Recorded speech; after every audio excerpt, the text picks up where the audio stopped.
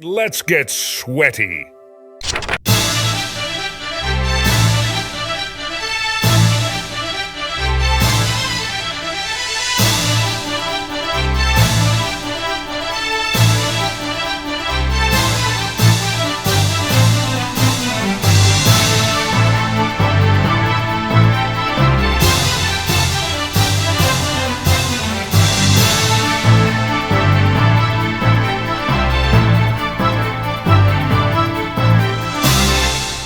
Hello and welcome to the Shenmue Dojo Show Season 4, Episode 2.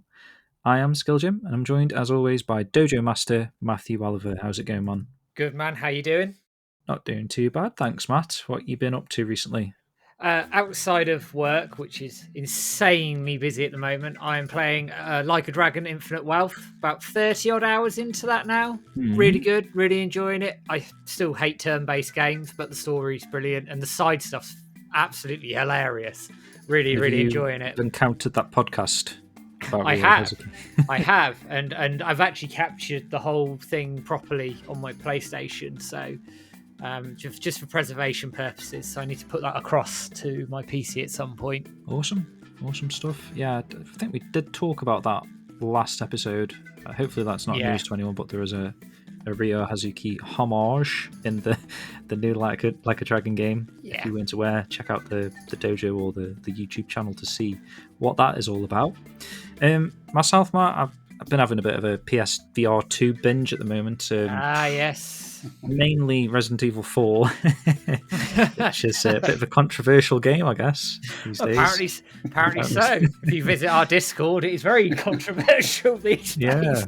Yeah. I'm having a really great time with it, though, because I can't imagine not playing it in VR now. I've played it in VR. It's just insane, man. How you can just grab for your weapon around your hip, pull it out, and like shoot the enemies. It's so... it doesn't make sense, like how it translates without actually playing it. Like, if anyone's not experienced it in VR, give it a go, because you can't imagine how smooth everything is, like pulling the knife off your sort of breast area, and if you hold a button down, he flips the knife to like stabbing mode, and it's probably not good for like a wannabe murderer to practice stabbing, but it's in VR it's just amazing. And like, I even shit myself up because I don't know if you guys have played Resident Evil 4, but you end up finding this girl called Ashley. Oh, yeah. And I legit forgot that she follows you. So she follows you everywhere. I literally turned around and she was right in my face. And it felt so real. It was like insane. It proper shit me up.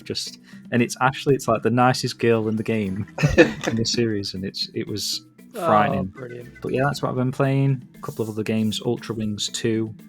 And Racket Fury. If anyone else has got PSVR 2, check those games out as well. I recommend them. But returning once again, you may have heard his voice in the background there. Part 2 of this little mini-series is Dojo Disciple. Stuart Peacock. How you doing, Stu? Hello. Yeah, I'm good, thanks. Thanks for having me back again. You're welcome, man. You are actually a Dojo Disciple. That's why I did that Master and Disciple thing. I suppose Matt could... tell us a little bit about the membership thing, if you want. Yeah, I could tell us a very tiny little bit about the membership scheme. So over on YouTube, just a couple of £1 a month, you sign up to be a member on YouTube. You get all the video content outside of the podcasts and the premieres ahead of time. All money goes towards James and I running the website, competitions, etc.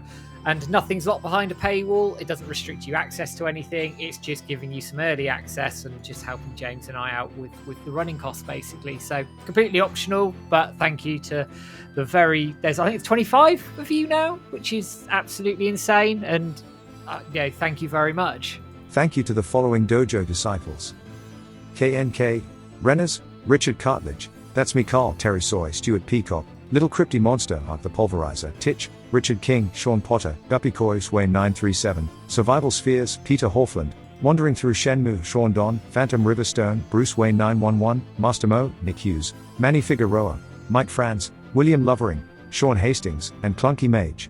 Let's get sweaty. Good stuff, man. That wasn't intended to be a segue like that, and hopefully you've not lost any listeners. But Stu, how is it going, man? What are you playing?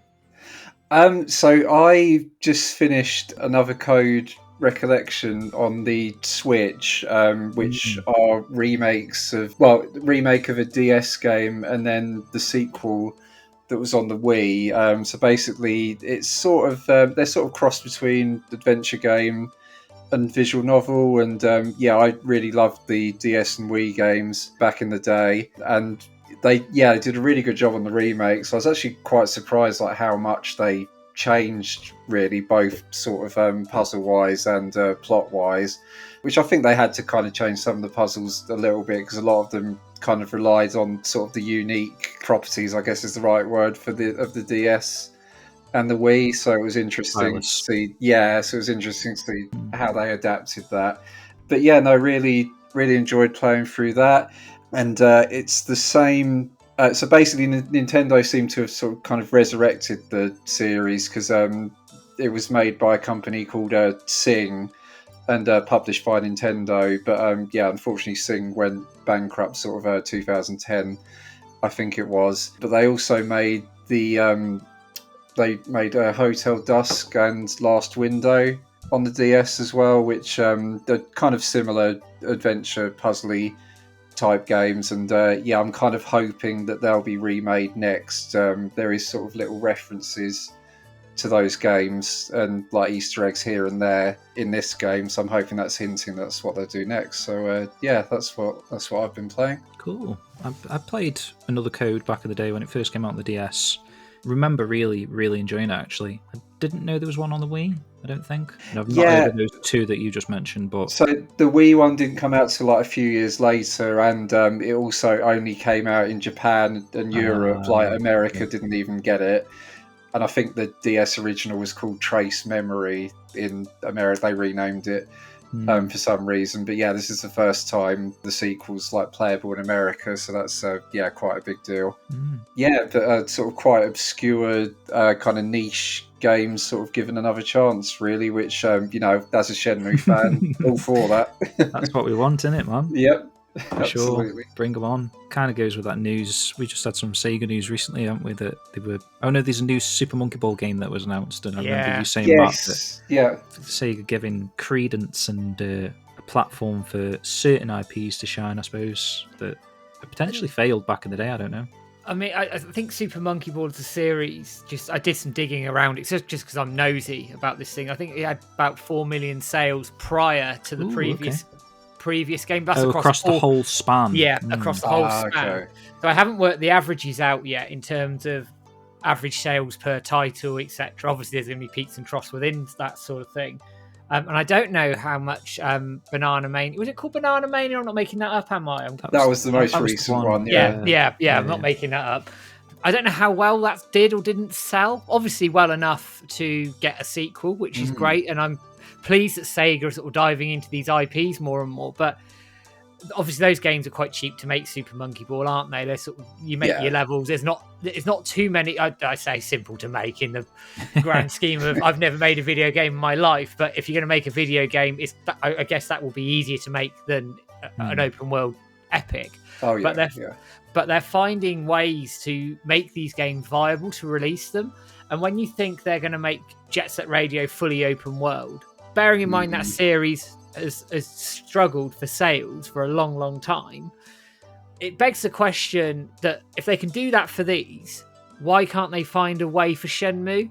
And this whole stigma around it, I don't know what's going on internally at Sega, whether they sit there with an effigy of Shenmue burning or something. but a voodoo doll. Yeah, probably stabbing it as they go. But all joking aside, if they're finding ways for these titles to be revived and brought back, which is great, and I'm loving seeing Sega dip into their older IP, surely there's a way for Shenmue. I don't know what way that is. I don't know where that would stand with Yu Suzuki and his creative vision and the market size and the potential budget it would need, or what they would be willing to give for it. But there's got to be a way. There has to be a way. It's just the willingness to find it and maybe meet in the middle. Shenmue Monopoly. Oi! The only thing that concerns me a little bit with this Jet Set Radio is like there's these rumours that it's a Fortnite like sort of games as a service type thing, and that just sort of makes I'm not sure if I want that, but It's hard, Maybe isn't are it? we the minority, do you reckon, these days? I Like think the we are, old- sadly. The problem with The old like, kids, there is these games of a service model. I think how many of these things fail? I mean, you look at like Hyenas was going to be along that sort of the breadth of idea of that. Naughty Dog basically canned Last of Us Factions or whatever it was called because it wasn't gonna, it didn't work. Obviously, Helldivers 2 is the one that's doing really, really well at the moment, but nobody expected it to do so well. It's an anomaly. Those games traditionally, what if you get one and it's a hit, it's a massive, massive hit and you're set. But for every one that's a hit, 9, 10 fail. So for Sega to be going down that road with Jet Set Radio, I'd hope they at least separate it off. So you've got the live service element of it away from the main game. That's for what the I'm single player hoping. experience. Yeah. Did they say it was going to be a remake and a live service new game or something? Something like that. And, and interestingly, with Crazy Taxi, they're talking about having like a traditional mode with it, essentially, but having an online mode as well, like a survival mode, which I think actually could be quite funny. That could be fun, But it's a massive risk, massive risk, because if this thing doesn't take off and you're trend chasing, and there's so many, I think there was a quote the other day, 62% of gaming companies, publishers, whatever, have some sort of live service game in development, and they're chasing this money pot, but all these companies don't hit it. And then there's layoffs, the scopes of these projects are massive.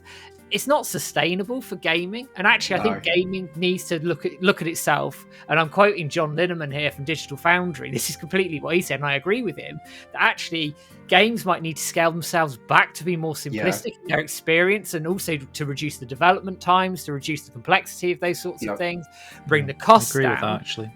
I saw that, I just totally agree as well. Like, it's just going to get to a point where it's just going to get too much and the whole thing's just going to collapse. Like, it's not sustainable at all, is it? So. Exactly. And when you think these, some of these titles are $300-400 million, the amount of sales they're having to push, like Spider-Man 2 is a prime example. Fantastic game, cost a shed load of money to make and has sold very well. But if you imagine if that game doesn't sell the figures that it needs, it goes well under projections. You've got a studio potentially in like hundreds of millions of dollars of debt that they can't pay off, and they end up getting shut down.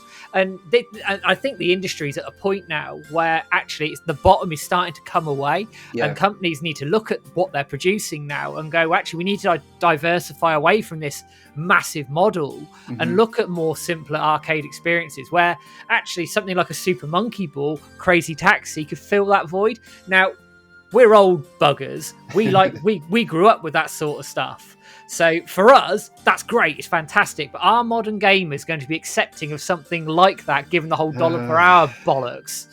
I'm interested with the new Super Monkey Ball game because it's supposed to have 16 people online multiplayer, and I can't imagine after about a month, do you reckon you'd be able to find a game with 16 people instantly whenever you want?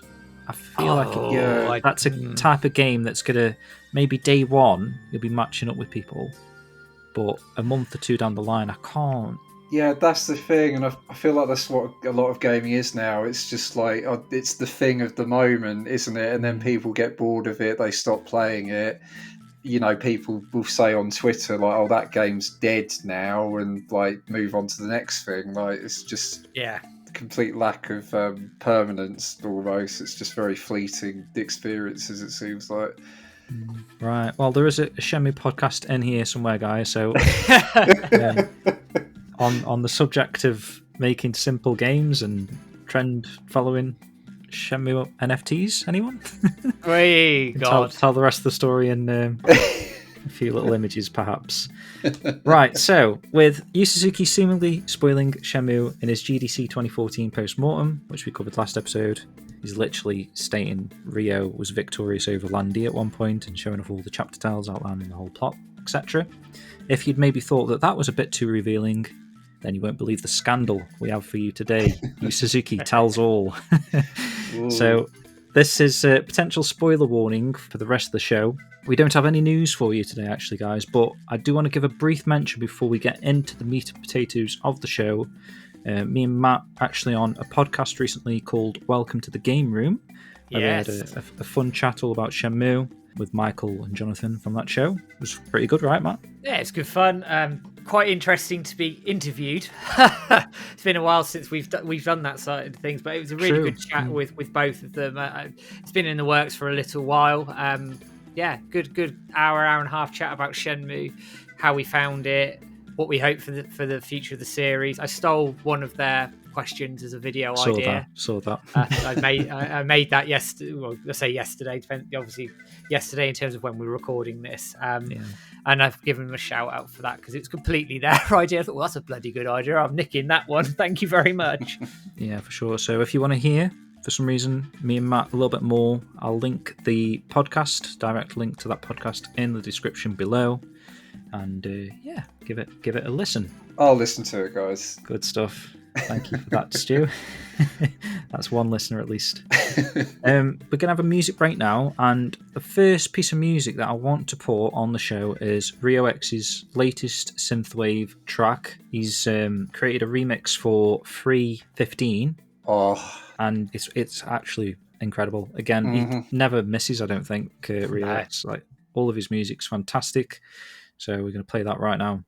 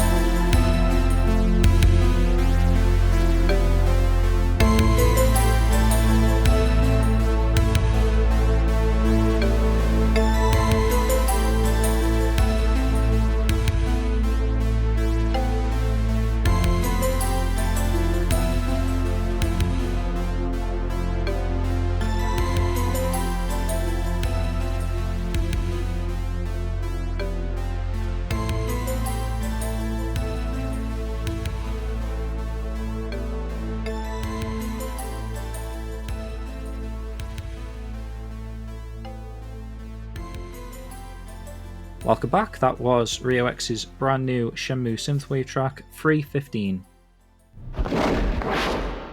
So, we've got Stu back on the show because this is part 2 of a little mini-series that may actually have to branch out into 3 parts after seeing the subject matter that we're going to be dealing with today. So we can sort of continue on with the chapter tile sort of concept theme that we've got going on here, but this time we're going to turn our attention to the Shenmue Master interviews with Yu Suzuki that they've conducted over the years, spanning between 2011 to 2019.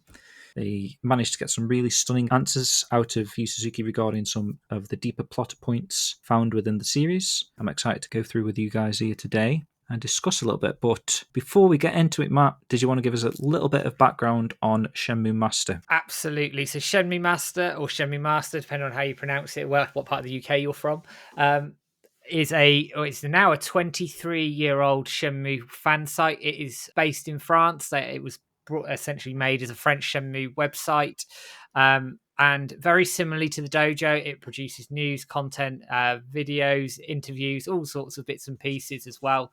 It's been running, like I say, a long time. They've got some really good content on there. I have to say the website's really slick. I quite like the look of the website, actually. Yeah, It's sure. quite a slick looking website. It's got a long history to it as well. It's been running for, like I say, 23 years. They're friends of the dojo as well. We've been quite lucky that over the years, the dojo's done bits and pieces of work with them. We still speak to David DeVille, who's in and around the community still, even to this day. And I think looking at some of these sort of posts on the website, I think Trent still around here or there. I've seen the name around the community, but I haven't seen the others for a little while. But it's, again, very similar to the dojo in that there's a lot of history, there's a lot of media, and it's well worth checking out, especially on Google Translate, because it all translates it into English or whatever language that is your native tongue. And fantastic website, and like I say, really slick, really good. Yeah, for sure, man. There's actually a built-in, is that Google, the built-in translation tool on the website? Mine's done it on Google straight away, but that's Okay. just Google, in fact. But there is a translation tool on there. Spot on. That's what I was using anyway. So we're going to be looking at the Yu Suzuki specific interviews. So there's like 9 in total throughout the years. We're probably only going to be looking at the first 5 here today, just with the interest of time that we're going to be trying to stick to maybe about a 2-hour podcast today. So I do encourage, like Matt says, to check out Shenmue Master website, and each of these interviews actually are accompanied by fantastic videos. You can actually see the interview in real time at the time when they conducted the interviews, and again I'll link those videos in the show notes below. Matt will probably show some footage of it anyway. Yeah. Because the interviews are conducted in French, we aren't actually going to watch them like we probably would do if they were in English.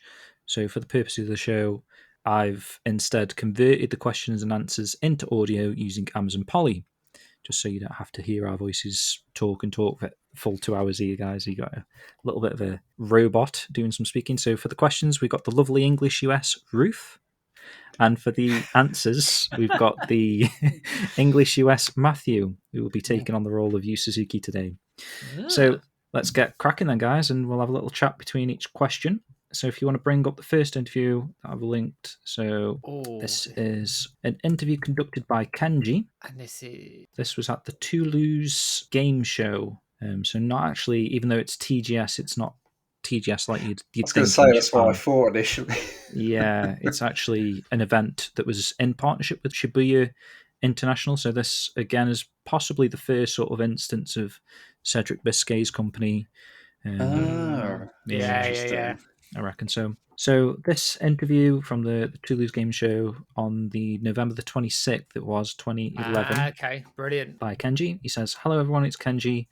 For his visit to France at TGS or Toulouse Game Show, Yu Suzuki very kindly and against expectations agreed to grant an exclusive interview to the Shenmue Master website." We begin the interview by addressing the subject of revenge, a very important theme in Shenmue, at least initially, since it motivates Ryo's adventure. Can we consider Shenmue as a reflection on the infernal and destructive circle of revenge? Even if it starts with revenge, the father having been killed, it all starts with revenge. Regarding Shenmue, I wrote the scenario until chapter 11. In all of this, between the first and last chapter, Ryo's desire for revenge gradually disappears along the way. The game has not yet reached its conclusion, but in the future, the feeling of revenge will completely disappear.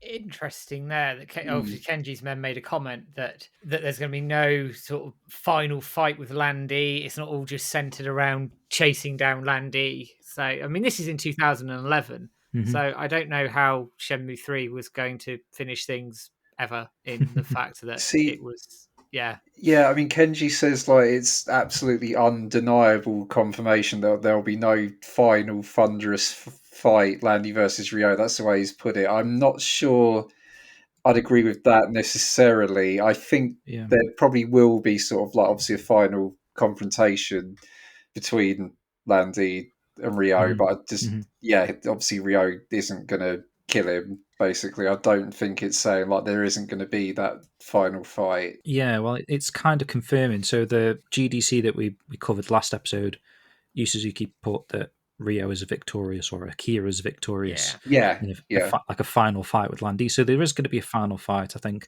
obviously GDC came after this interview, so at the time this worded answer possibly did sound like that to Kenji or the Shenmue Master Team here, but even now reading it, I don't get that, like you said, Stu, like an undeniable confirmation. No. I mean, it's very interesting as a response, because he's basically saying what you'd expect. I mean, like Ryo's on this path of revenge, but along the way he's learning stuff from these masters, and they're teaching him to sort of calm down, like Shuing is like calm down and keep your mind as clear as a polished mirror and that sort of stuff.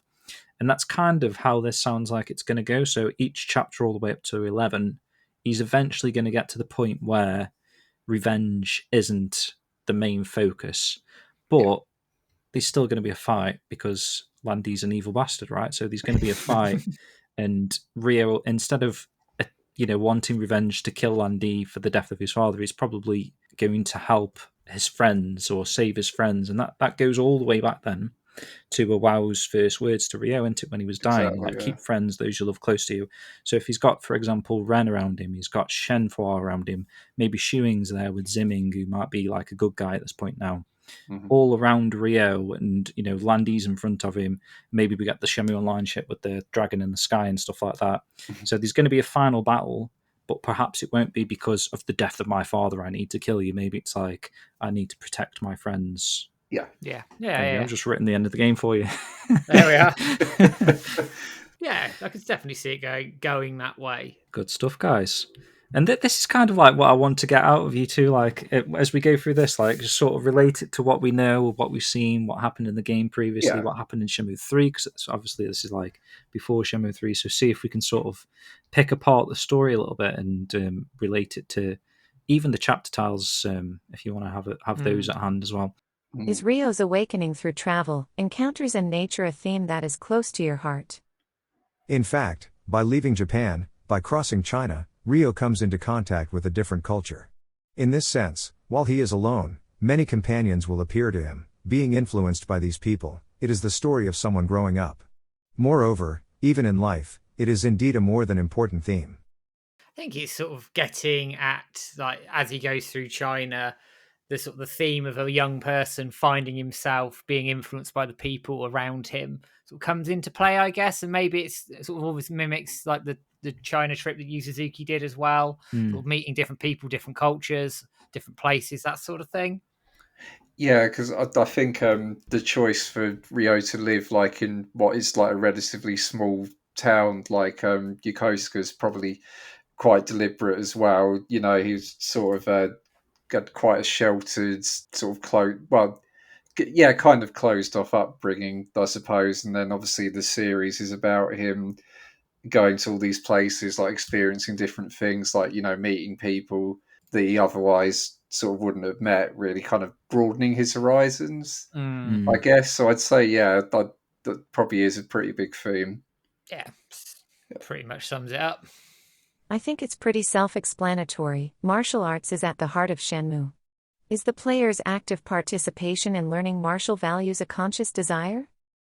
Shenmue is a story that takes place in 1986. In 1986, China seemed to me to be anchored in an era a little further back than that of Japan. A feeling of antiquity, but that's just my own impression.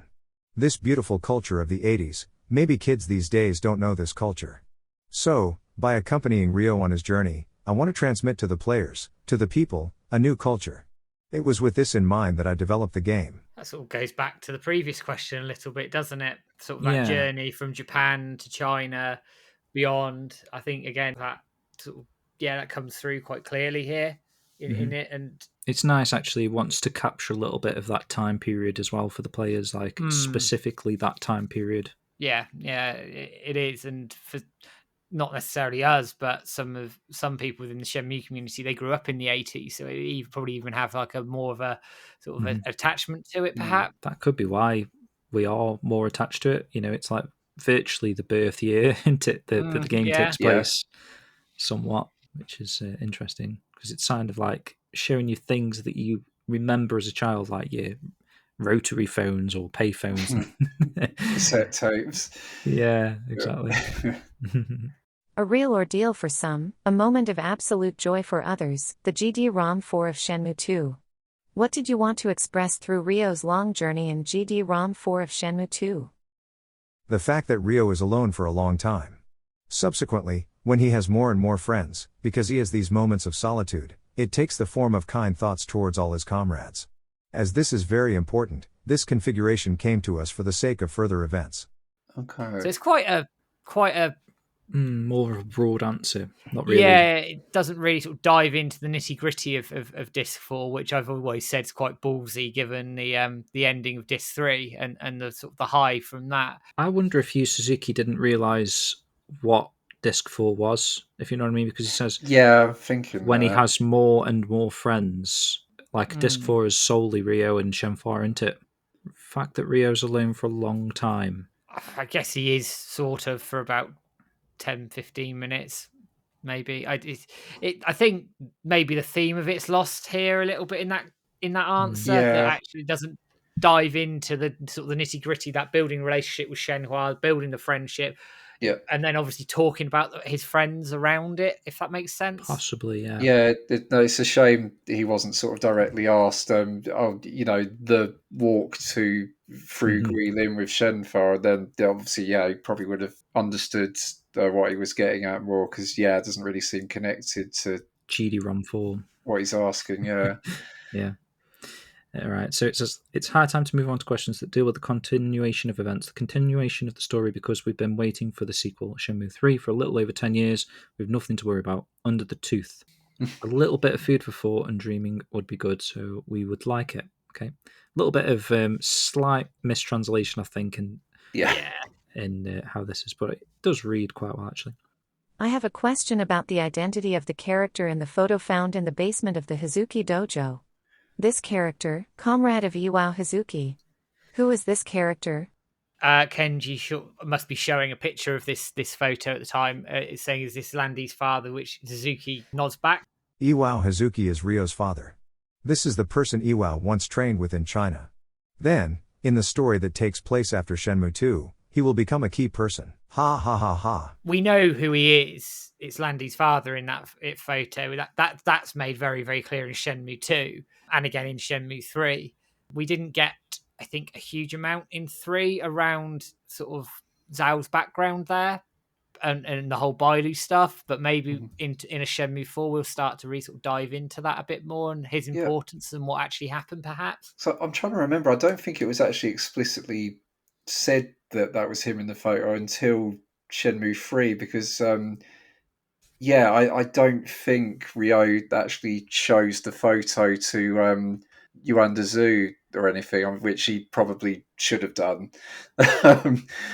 But I don't think. I think we all kind of figured that out, didn't we? Like back in the day, but I don't think they explicitly said that until Shenmue 3. Does it say on the back of the photo? You know, when someone translated the back, it just says at Bailu Village. Yeah, it doesn't let on like who the other person is. Like, obviously, we all worked it out, but it's just interesting that Yu Suzuki just outright said it.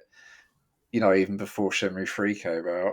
True, because that's the point of the question, isn't it, really? Who's the character? So we didn't know at the time, so that makes sense. He says, a laugh that says a lot about Yu Suzuki's apprehension about disclosing information about the rest of the story. Notice how he nods when I tell him about Landy's father. He does not refute. he answers a little off the question, so I asked him, he's not giving up. So Kenji's actually going for the kill, really, with a lot of these questions. He's like, he knows Yu Suzuki doesn't really want to spoil the rest of the series, but also at the same time, it's been so long that Yu Suzuki's probably dying to get some of this stuff out. Yeah. So if someone's asking him, he's like, he feels a bit awkward, but he's giving a little bit. I go directly to Ryo's mother, asking her if she will have any importance in the course of events. About Ryo's mother, in the future she won't have much relation to the story. It's emotional support. Her memory always comes back to Ryo's heart. She supports him emotionally. And there's a little comment here that says, very nice answer, full of tenderness, which at the same time makes many theories disappear. Many questions about Ryo's mother, of which we imagine to be Chinese, etc. At least we are certain. I'm still not convinced around that there's too many unanswered questions there, even with that. Did we know anyway. a name back then? A Kane? No, again, we didn't know that till Shenmue 3. So, where were they imagining her to be Chinese at this point? I don't know. Maybe there's some old theories back on the forum. Yeah, I seem to remember everyone had theories like that. What, like Shenhua's Ryo's sister kind of a thing? Yeah, stuff like that. But I remember as well, because there's that comb in the basement, isn't there, that you can find in one of the drawers, and obviously it's quite a feminine sort of comb, so that sort of set people off thinking like, oh, that might have been his mother's. His mother, that might mean his mother's Chinese, because it was like a Chinese design. Yeah. I think people probably even sort of said stuff like, oh, maybe Niao-san is Ryo's mother, like, back in the day before, she was actually introduced properly. There was loads of crazy theories like that, wasn't there? But I do think you have to sort of take a lot of these answers with a grain of salt as well. Because Yu Suzuki, I feel like he might want to hide certain things as well. So instead of outright saying, oh yeah, Ryo's mother comes back in Shenmue 5, he's not going to say that. He's going to be like, she doesn't really have much relation to the story. He's not giving it away as saying like, you're never going to see her, guys, get over Ryo's mother's dead kind of thing. It's like you don't know what's going to happen. I guess maybe. So I wouldn't take all of this as gospel in his answers, because I do feel like he would probably try to downplay some of it. He wants to keep some cards close to his chest. Exactly. I think so. Suddenly, another enigmatic character, if ever there was one, Shenhua. So Mr. Suzuki, Shenhua. Reincarnation? Or time travel? Shenhua is a truly real person. However, Shenhua possesses this ability to remember her ancestors. How can I put it? She has the ability to bond with them. And there's a little comment here that sort of reaffirms that she has the power to connect with the memory of her ancestors, which is interesting and explains many scenes and accounts around her. It does, when you think of the scene of the baby in the cradle in what looks like Imperial China in Shenmue 2. It also links in when she talks about in Shenmue 3, if you go and talk to her at night time, she talks about feeling the birthdays of her ancestors, that she feels like she's had 100 birthdays, that she was brought up in a hustling, bustling city.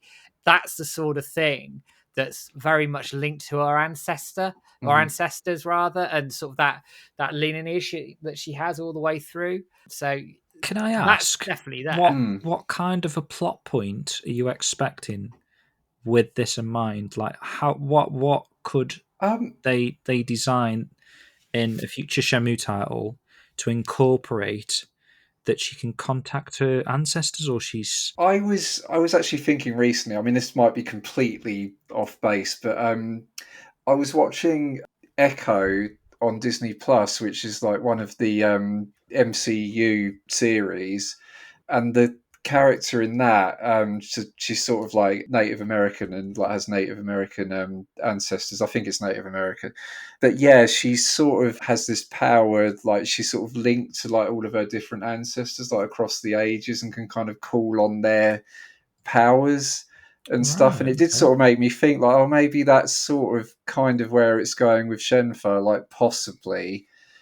But yeah, other than that, I do sort of struggle to see like how it will kind of play into the plot, really. I suppose it could be tied to sort of, some of the stuff you've gone into in the lore streams, James, like about Yeah. Chinese history and like how that links to the mirrors and Mhm. what have you. But The thing that comes into my mind is, again, always goes back to the Shenmue Online stuff, but when she changes into that white outfit, is that her embracing an ancestor that used to could wear be. that outfit, perhaps? Yeah. Like an empress, like maybe she's of the bloodline of, she's not an empress herself kind of thing, but maybe like a great great great grandmother was the empress of China or something, so she can sort of embody that when, I don't know, the mirrors combine or something. Like it's sort of opening the history of the King Dynasty and all that stuff. Perhaps it's all linked together. It's this stuff that is like the most exciting elements of the game for me. It's like I want to get into this more. Yeah. Because it kind of blows my mind. I don't know where it's going to go. I think that's the interesting point. Is like, how are they going to do this, and how is it going to lead from Ryo losing to the red snakes and the blue snakes or spiders or whatever in the Awu to potentially Shenhua's linked to her ancestors, and her outfit goes into like this imperial garments, and she's creating phoenix and stuff in the sky. Yeah, and does it like link to the powers that we've already been shown that she has? You know, stuff like lifting up the dandelion dandelions. seeds, using that weird mind thing on Yanlang and Ren in Shenmue 3. Force Like, control the sword. yeah. Oh, yeah, I forgot that one. Yeah. Yeah, it's like, is that connecting with her ancestors somehow? Like, it's all Possibly. very strange stuff. But yeah. I always wondered that scene as well with when she's a baby. Who is that for? Is that someone picturing it, or is that literally probably one of the only scenes in the game that is for the player's eyes only? You know what I mean? It's not a dream as such, is it? Or it's not Shenhua remembering something, or Ryo seeing something out of the tree play out. It's like that is a scene for the player's eyes only, I think. Yeah, it is. It's definitely unique because I think the only other time I can think of where you see something that's not from Ryo's perspective is when Xu Ying has flashbacks of Zimming, and like, True. obviously that's her remembering, isn't it? That's like clearly her having a flashback to that. But like you say, with that Shenfa one, it's a bit more ambiguous. Like, is she remembering that somehow? Like, is that an ancestor's memory, or or is that just like, as you say, just purely for the player's benefit? It's it's Got to interesting. get Shenmue 4 to find out. Or Yeah. the NFT. Since Yu Suzuki is receptive to the interview, since he is rather enthusiastic, I take the opportunity to ask a question that I didn't think I would ask but which is burning on the lips of many fans. Who owns the Shenmue license? Remember, guys, this is 2011. It's pre-Kickstarter and everything. Yeah. The Shenmue license is an IP that belongs to Sega. We can get the license from Sega. So this is in 2011. He feels he can get the license, which is interesting. Tells to me he's already done some digging a little bit. I mean, 2011's only a year after Shenmue City. Yeah. And Yeah. Shenmue City had been out for a year, so with Shenmue City, if it was released in 2010, 2011, it's like it's just ended, or did it end in 2010? I thought it was a straight. I'd have to listen to our old show that we did on. I thought it was a straight year. It was a straight year, but did it start or did it end in 2010? I think it started in 2010 and ended in 2011, if my memory serves me correctly. Okay, so that's interesting. So after, it's potentially months after the game's ended, or it could even still be live. I don't know. Depends. So this was, when did I say this interview was? I think I said November. So it's probably dead at this point. So it's interesting him saying that when obviously Sega had just sort of been involved with that game, but yeah, I don't know. To end this interview, I ask Yu Suzuki what his favorite moment in the entire Shenmue saga is. The part? So far, we are only in Shenmue 2. I have developed the story up to Chapter 11. It is in this sequel that the part of Shenmue that is most dear to my heart is hidden. So it's a long way away at this point. Chapter 11. He's basically saying that's the best bit of the series. Chapter 11, sort of like teasing, strutting his stuff a bit. You've seen nothing yet, guys. So yeah, that is the end of the first interview we're going to cover there. So let's move straight into an interview that was conducted in 2013. Again, this is from Kenji. He likes to ask the tough questions to Yu Suzuki. This was March the 2nd, 2013, in case you were wondering. And this is possibly one of the first Magic Monaco events, maybe, when it was called Mags. Don't know how many there had been at this point, Matt. I don't know if you know. It's Monaco Anime Game Show, so I can't think there were many. I'd have to dig some history out, but it was around this sort of time that this started. The whole Magic Monaco thing started to take off. I know Cedric's company were very much involved in the anime game show in Monaco. So again, it's sort of, that link's already there, isn't it? Mm-hmm. So for this particular interview, he says, given the high level of knowledge of the work required to fully understand the questions, he's also taken the liberty of briefly contextualizing each point. So we'll see actually what sort of questions he's asking in a minute, see whether we might need to do that. I don't know. Yeah, so Yu Suzuki he must remember him, perhaps. And he says, since we're talking about Shenmue U and France, and especially you about Shenmue 3, always talk to me about Shenmue U, and today it makes me very happy. Really, when the environment is right, with all my heart, I really want to make Shenmue 3. So again, this is 2 years before the Kickstarter. So Kenji says, it may not have escaped your attention. Yu Suzuki was in Monaco in March 2013 to honour the Monaco Anime Game Show with his presence alongside personalities like Go Nagai and other Yoshitaka Anamano, in other words, the good people. Not sure who they are. Golden opportunity to ask the creator of the Shenmue saga for a new interview, which would directly follow on from the one that we did previously. Without further ado, let's begin with the theme of the hero's personal development, which is at the heart of the entire work.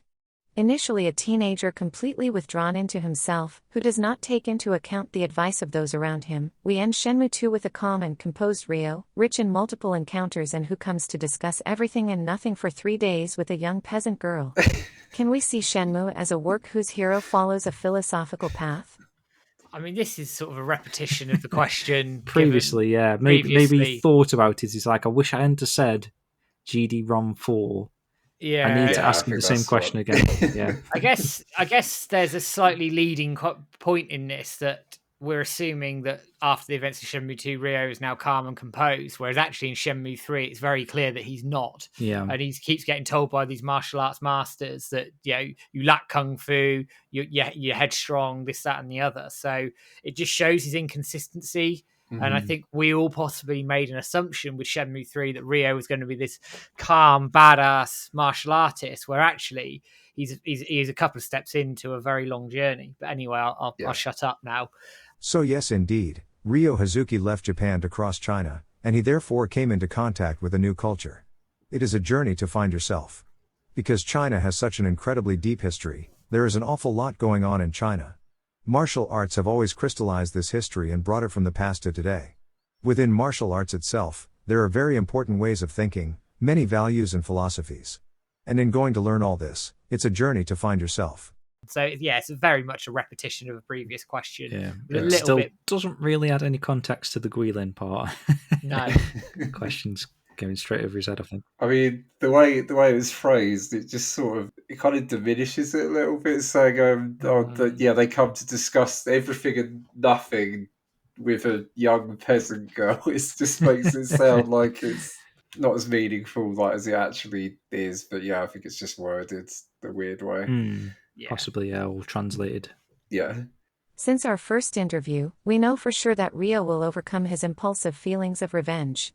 Why was his father killed? What is this strange link that unites him to Shenhua? What mystery is hidden behind the mirrors of the phoenix and the dragon? So many questions that lead us to wonder if what motivates Ryo from now on is fundamentally not a quest for knowledge. At the beginning, since everything begins with the murder of his father, Ryo gets lost in his desire for revenge, having only his enemy as his only target. But ultimately, there isn't much meaning in revenge. Ryo realizes that it is completely futile. It's the story of someone who realizes that there are much more important things. He's basically emphasizing that point into it. If anyone is expecting Ryo to smash Landy in the face and, go home and, Yeah, smash his face and go walking off into the sunset. Yeah, at the end. Yeah. Piss on his grave. It's not going to happen, is it? Oh, dear. Over the course of his encounters, Ryo is led to somewhat abandon his rigid practice of jujitsu to open up to Chinese martial arts imbued with age-old Taoism. It is impossible to ignore the importance of the principle of the Tao, particularly present in the second part of Ryo's adventures. Indeed, Xu Ying, the nickname for Li Xiaotao, will truly play the role of mentor for Ryo before he leaves Hong Kong for Kowloon. How can we ignore the scene symbolizing the culmination of the omnipresence of this precept in Shenmue? I am referring to this cut scene where Xu Ying entrusts Ryo with the yin part of a talisman received from her brother, Ziming, who himself kept the complementary yang. In this sense, we want to know if the Tao will have an importance in the rest of history. About the Tao, in China it is a very widespread way of thinking. This famous theory of yin and yang really constitutes a fundamental basis. And that's just it. He doesn't want to give too much away. Yeah, don't very, think very, so. yeah, closed answer there, very much. Yeah, a lot of. I don't know if that was the full question or this is what he was on about, like how he's given a little bit of context for the readers. I don't know, because it's quite a long-worded question. Is he like trying to remind Yu Suzuki about some plot points a little bit and then ask a question? Possibly, yeah, Yeah. because it's been a long time, and with respect, I don't know how involved Yu Suzuki was in the actual like scripting once the outline had all been done. Obviously, we've got the script sets, etc. But the guys the writing team, how involved with them was he? I don't know. Throughout the adventure, Ryo, through the player, is led to collect different objects in his inventory and to make some choices. Let us cite, for example, the photos submitted by the few women who fall in love with the hero. So we can wonder if these choices will have any impact in the rest of the story. There are objects that we will use, and others that we will not use. We have planned usable items in the future and it would be better to use them, and another type of unusable items. So it's quite a closed answer again. Some will be, some won't be. As you probably know, Ryo no longer has any parents after Iwa was killed. Shenhua lives on the outskirts of Bailu village with her adoptive father. The parents of Xu Ying and her brother Ziming were killed by the Chiyu men. Wang was adopted by Ren's gang, the Heavens. The Kowloon orphanage is one of the important points of the city. The least we can say is that there are a lot of orphans in Shenmue. Would there be any particular meaning to this? And I'm going to add something to this. The anime plays on that a lot with sure. orphans, big time. It's very much a running theme through it. Yeah. Are there many orphans? Who, for example? He's asking Kenji this, who then comes back to say, Ryo is an orphan, Ziming, Xu Ying, there is even an orphanage in Kowloon. Xu Ying is an orphan? Ah yes, in fact, this is fortuitous. So I don't know whether it's deliberate or not, but it's, again, like you said with the previous question, it's almost like reminding us some of the plot points, potentially, which brings a question around the Shenmue continuity in a Shenmue 4. Could there be a view or somebody working on continuity, perhaps, in the community? See, But I wonder anyway. I wonder if his answer, like, are there many orphans? Whether that's just sort of, being a bit sort of jokey Cheeky. and sort of like, oh yeah, I didn't notice that. Like, what could that mean? Like, whether it's meant to be, he's playing it off like that. What does he mean by fortuitous? Like, just it's completely by chance, apparently. Yeah, which Interesting. it sounds like he's having a bit of a, like you say, being a bit cheeky in that answer there, because I mean, it's so clearly a theme running through the series, isn't it? I mean, like Ryo even says to the kitten, like, you and I are alike, our parents died on the same day. They kind of really lay it on thick with like the orphan stuff. So yeah, I don't really see that he wouldn't notice that or pick up on that. I think, he's being a little bit Facetious. yeah. Maybe Ryo is like sort of attracted to these people that are similar to him, potentially. Or I mean, it is a kind of a coincidence. The people who he's meeting are orphans, but maybe it's because they're all involved with the Chiyu men, and the Chiyu men go around killing parents for fun. Yeah. And cats. I think it's an interesting point now about the orphans, and especially with Ewing, when you think to Shenmue 2, when Ryo's about to go to Guilin, he's quite actually observant for Ryo. He turns around to Ewing and goes, I know how your brother felt. And actually, you know how he felt. So there's that play on that. They can relate to each other to a point, I guess, is what I'm making.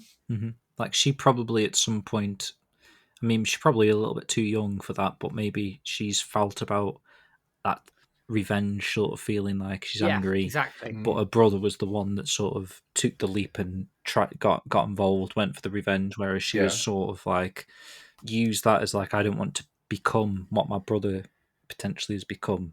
So that's part of her mantra, I guess, these days. Yuanda Zhu. Shenmue 1 begins with a letter signed by him which arrives too late. But yes, the one who warned Iwao that the Chiyu men were after him. Respected scholar, author of Wulanshu, this work relating the genealogy of the tiger swallow style, the style used by Lan Di and his father Zhao Sunming, Yuanda Zhu arouses perplexity. I remind you that he is the number one target of the Yellowhead and the Chiyu men, that he is Lan Di's father's best friend. It was he who brought the Phoenix mirror back from China with Ryo's father. He is also the one who informs us that the mirrors are in fact maps leading to the lost treasure of the Qing dynasty. No doubt, this character is at the center of the plot of Shenmue and knows a lot of things that players would dream of knowing. But we can legitimately ask ourselves, is he really sincere? Now this is an interesting one. Yuanda Zhu? I don't remember anymore. Yuanda Zhu is actually... It would be too simple to say that he is telling lies. By disclosing false information, he protects his friends. By using coded language, it employs a technique to deflect information. The objective is only to protect his friends. He's that kind of character. Okay. Now, we might come on to this later, but I'm sure that's been expanded upon in another interview with. I was going to Yuzu say, Suzuki. yeah, he said Possibly. that somewhere else, hasn't he? It's not just in this interview. I'm sure I remember seeing that somewhere else, like hinting that you can't necessarily trust him. But it wasn't phrased quite like this, was it? Like the bit that No. I find interesting is that he's saying by disclosing false information, he protects his friends. Who do you think his friends are? Wow. Like potentially Ryo's enemies. You Like, don't. is he friends? Because he was friends with this Ao Ming. Mm-hmm. So is there a chance that he's still friends with Landy, like his son? Wow, you don't know, do you? Because he obviously knows who Landy is, and wasn't there theories on the forum back in the day as well that Yuanda Zhu was Tente and pulling all the strings, Probably. Possibly. and all this sort of stuff. So I mean, it's not beyond the realms of possibility that Yuanda Zhu, he Yeah. must have links to the Chiyu men or something because they were after. him. Yeah, and Well, there was sorry, Stu. I was going to say there was that thing. I think Switch did a blog post about it, didn't he? How he was saying that on one hand you've got Yuanda Zhu saying like the mirrors are used as a map to find the treasure, and who says differently? It's Master Chen, isn't it? That yeah. they are actually released this monster or whatever. So there's like Mm-hmm. one of them's like potentially a bad thing, but Yuanda Zhu's saying, or like, oh, it's a good thing, it's treasure. He's saying it's a monster. So there's this sort of like clash, like a yin and yang sort of thing going on there as well. It's like it. Yeah. So who do you believe? And potentially in him, like Yuanda Zhu now saying this, leading Ryo to Landy almost, because and now he's got Ren on his side as well to try and get the other mirror to try and unlock the treasure, and the treasure potentially could be a bad thing, but if they're trusting Yuanda Zhu at this stage, it could just be leading him to Landy, which is potentially the disclosing of false information to protect his friends being the Chiyu men. I don't know. Yeah. Could well be. By using coded language, is that like Chawan sign? Yeah, absolutely. Or like the reversed writing on the letter in the first place. Oh shit, yeah. Yeah. That was Yuanda Zhu, wasn't it? It was. Yeah, no, I mean, you saying about Master Chen, James, because I was actually thinking about the connection between him and Yuanda Zhu. So with Master Chen's trading business, like in the anime, they kind of make it more explicit that there's sort of, a lot of dodgy dealings going on and sort of black market stuff. Contraband, wasn't it? Or Yeah, something? that's it, yeah. Which, it isn't really spelled out in the games. Like, I think it's kind of hinted at more in one of the things on the passport. I can't remember if it's like Guizhang's profile or it's like about warehouse number 8. Smuggling antiques or something. There's something in one of the Sukapass profiles or the profile of the actual warehouse that says dealing with contraband or smuggling goods or something. Yeah, and obviously, we know that Yuanda Zhu had a trading business as well, before he had to go into hiding, and you sort of think, okay, well, 5-star Corp. Yeah, well, was that involved in some like shady stuff as well? Like, is that again pointing towards that, you know, he's not someone necessarily to be trusted. Well, if you think of that room, he's got all sorts of antiques himself, hasn't he, on display? Vases and plates and whatnot. Yeah. So, Yeah. could be in that sort of business somewhat when he's not hiding in his back room. Mm-hmm. But yeah, that is an interesting one. We may have to come back to that at some point and have a little more think if, again, we come back to that question in the future, possibly to dig a bit more out of you, Suzuki. Mm-hmm. The character of Niao Sun fascinates Shenmue fans. Indeed, the young woman was highlighted alongside Ren, Shenhua and Ryo even before Shenmue and her name was released. Unfortunately, to date, her only appearance in the work is reduced to a simple pictorial representation at the very end of Shenmue 2. Also, the comics, if he's talking about the end of Shenmue 2, potentially Yes. Yeah, there's a yeah. little bit I of think about so. her in the comics. Yeah. Most of what we know about her comes from an old promotional video that I suggest you watch again. Shojin, Niao-sun, is one of the 4 leaders of the Chi men in charge of the southern part. She wears a voluptuous red dress and her attitude seduces people. Its terrifying eyes are constantly searching for prey. She takes pleasure in carrying out cruel acts and eliminates people like simple insects, which is taken from that promotional video. Mm-hmm. What can you tell us about this intriguing character, the subject of many theories? In Shenmue, there are 4 big bosses: East, West, North, and South. Each of them protects one of these 4 cardinal points. And the one who protects the South is Niao Sun, Chojin in Japanese. The color that characterizes her is red and the animal that represents her is the phoenix. She's very scary and is a cruel type of boss. We don't get a huge amount about her in Shenmue 3 at all. We know she's manipulative, given that she basically dressed herself up as somebody else and manipulated people. What we didn't see was how that manipulation happened. So we don't really know a huge amount about her, even though that she tried to set Landy on fire, but we'll leave that there. Yeah, the information here is literally, we still don't know any more about her, do we, even after her, like, actually making her first appearance in Shenmue 3 now. Like, we're still not any the wiser really beyond this stuff. That could be the point, though. It's like a teasing Yeah. what's to come. I Yeah. mean, I think a lot of people have said that when Shenmue 4 comes out, it potentially makes the story of 3 better if they can design it in a way that explains and goes into detail more, maybe what these 4 bosses are and stuff like. The introduction of Niao Sun at the end of 3 might actually be a good thing because it didn't give away too much. It was like a tease that led nicely, perhaps, as what we can hope for. But do you reckon this is the first time we're hearing about the 4 bosses in this question? I couldn't categorically say. It wouldn't because obviously the game doesn't tell you any of this stuff, does it? So I'd have to look into it because you've got I'd me have wondering now. I want to say that they did talk about. Do you remember the Ucas sort of website they used to have? I'm sure they talked about it on that, and that's where that image of the leaders and, like, you know, they're all shadowed apart from Landy and Niao Sun. Yeah, and I think it might be talked about in one of the Japanese strategy guides as well. But again, I'd have to look into that. So very interesting. And Phoenix Fire. That's going to be a research project for me now, guys. Also, just thinking about that point as well. You look at the keys that you use to meet Yuandazu. It's the 4 heavenly beasts. Yeah. So, wild fan theory here. Why is Yuandazu using the 4 heavenly beasts? Is he? Is there a reason for that other than he just likes it and is into the lore of that? Okay then. The whole thing with the heavenly beasts is kind of laid on really thick in Kowloon as a whole, isn't it? Because you've got the fountains, like, with each of the heavenly beasts dotted around. The building names as well a little bit. Yeah. And, like, each cardinal point has a different Street Fighter, doesn't it? Or it would have done with Baihu if he was still in the Tiger Gate building. But like White Tiger. Yeah.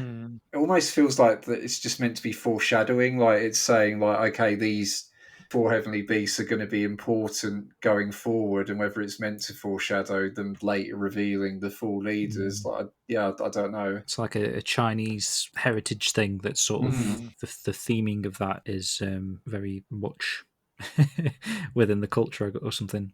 It took countless years for Shenmue to materialize into the masterpiece we know. A lot of conceptual and preparatory work has reached us, and even some beginnings of the sequel, which was to be released immediately. Could all this work base that was already pre-finished for Shenmue 3 and which is sleeping in Sega's premises still be exploitable? So he's sort of referencing the Adam Dory thing there, isn't he? Yeah, He's a saying little that bit. it was like, which was to be released immediately, because Adam Dory said it's like ready to go, ready or to whatever, go. didn't he? Yeah. And I've got my own theory on that one, but I might get people in trouble, so I'll keep quiet. Yes, even to this day we can use them. By obtaining the Shenmue license from Sega, we will then be able to use them. I think that it is possible. Again, it's just reaffirming more than anything else that they can get the license and use it. Yeah. Makes perfect sense. Don't know if Shenmue 3 was made already, I don't know. Sleeping in Sega's premises is somewhere, perhaps. On behalf of the fans of Shenmue Master and Shenmue Dojo, I deeply thank you Suzuki and his entire development team for giving us so many dreams and inspiration with Shenmue 1 and 2. Who cares about Shenmue 3 as I speak? Like now, talking about Shenmue, caring about it, asking me questions, I also feel a lot of gratitude. I want to say thank you in return. Merci. While the interview, which has already far exceeded the allotted time, ends with this manifesto of recognition shared between the creator and the fans of the work, Yu Suzuki suddenly cuts off his interpreter and displays his desire to speak to us one more time. Fair play. The eastern boss is Soryu, Landy, and he is represented by a blue dragon. And Tentai. He is the boss of bosses. So it's Tentai that is the highest boss. Yeah, see, I've always got confused with this. So he is separate from the 4 leaders. Is that what he's That's saying? That's kind of what it says there, isn't it? He's the boss of bosses. Yeah, so he is like the 5th one, which, when I was doing that research, is sort of like the Chilling or whatever it was called. You've got the 4, the tiger, the phoenix, the snake tortoise, and the, what am I missing? The dragon. Yeah. And then above that, you've got the killing, whatever it's called, which is a weird mythical beast. It's actually on the back of Ren's jacket, that thing. Yes, yeah, I keep forgetting that. Yeah. So potentially that could be what Tentai is based off of. I don't know. Possibly. If you Wikipedia the 4 heavenly beasts or whatever, that is kind of, it does mention that 5th one. I think that's the end of that interview. So another cracking interview from Kenji there. So we're going to jump into a music break now, because I just noticed that we've been going for quite a while now without a musical ad break. So I thought it might be nice for the music breaks to cover some of the Shenmue anime soundtrack, considering, Matt, that this month, which we're in February, happens to be the 2nd anniversary of the first episode being released of the anime, which is crazy. Don't get me started on that. That is insane, isn't it? Yeah, that's mental. 2 years has gone by. Insane. Mm-hmm. Yeah. Basically, to celebrate this anniversary, we've each picked a song from its soundtrack for the next music break. So, Matt, what song did you pick first? Oh, that's a good question, because I got to remember what I said this morning. It is First Attack is my song. Was it not called First Strike? First Attack on the... Yeah, that's what it says on mine. Oh, does it? Yeah. Oh, shit. Might be a Okay. different translation, maybe. I had a joke. Maybe it was my mistake. Oh, yeah, First Attack it is. Bollocks. Okay, I won't do my joke then. I was going to come back with that was... Welcome back. That was Jackie Chan's First Strike, I was going to say. Yeah.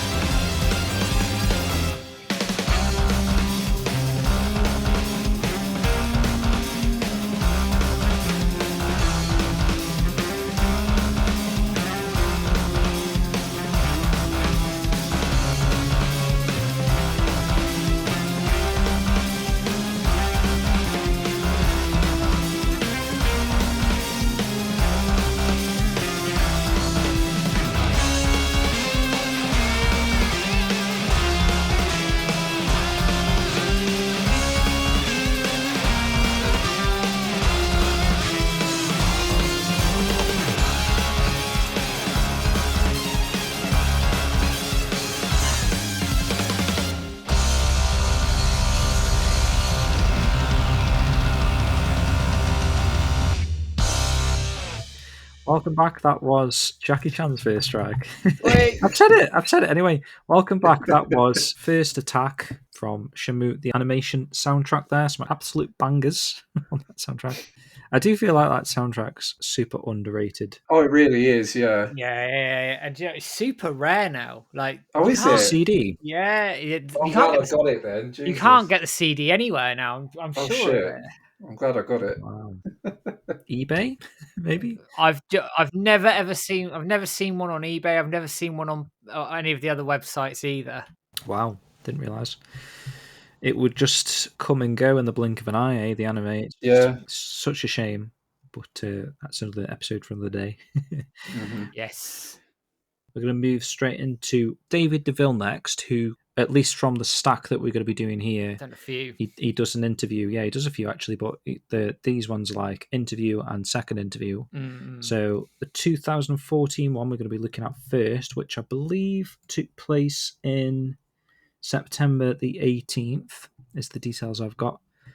David, he's here at, I believe, where is he? I think he just ended up meeting him in Japan. Yeah, it was. Interview that we will to read, because at the time it sounds like he's not a staff member, he's just a fan. It says, conducted in Japan by a French fan named David DeVille. David has the chance to meet Suzuki-san during an interview lasting about an hour. Here is its content. Enjoy reading. During my stay in Japan, I had the pleasure of meeting Mr. Yu Suzuki, creator of the Shenmue saga, but best known for having worked on legendary titles such as Hang On, Space Harrier, and Outrun.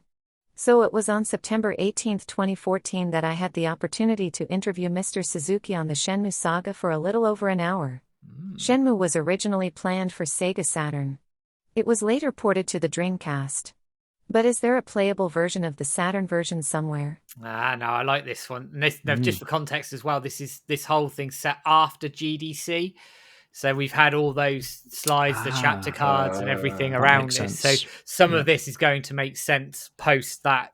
And if you haven't watched the GDC, before you go through this interview, watch the GDC presentation or watch our episode on it and then come back to this, because some of it will make more sense. Yes, indeed, it was basically designed for the Sega Saturn. As for a playable version, given that there are Shenmue archives, if you search you might be able to find it at Sega. Now, there's a theory around that I can't go into too much detail at the moment, but I'm trying to do some digging around that theory. Oh, Okay. okay. I'm talking to somebody in the Sega Saturn community who is very much an expert, and I'm trying to see what they know. So I'll just Nice. watch this space on that one. And maybe absolutely nothing. I might be getting ahead of myself, but there's a theory that it's still around somewhere. Okay. Matt's burning it as we speak. Yeah, it's all mine. I'm never releasing it. Screw you all. Regarding the content of the prototypes, it all started with the project The Old Man and the Peach Tree, in which the player played Taro, who was looking for a kung fu master named Ryu. Some areas were not accessible and you had to complete quests in order to unlock them and progress in the game. For development on the Sega Saturn, we mainly worked on open world, motion checking, based on an RPG system. We also worked on rendering quality, polygons, checking the number of polygons, etc.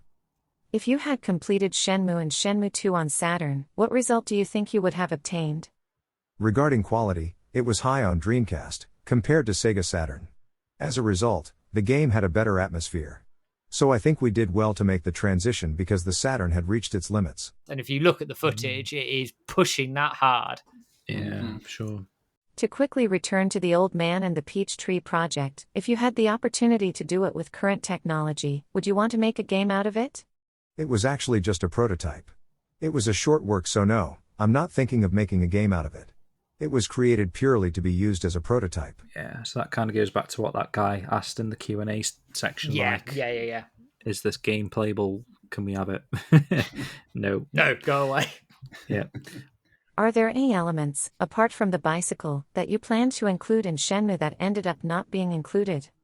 Rather than seeing it as elements that were not added, I prefer to see it as elements that were abandoned, and that is the case for the bicycle. There were many elements not added in the final version, such as ramen.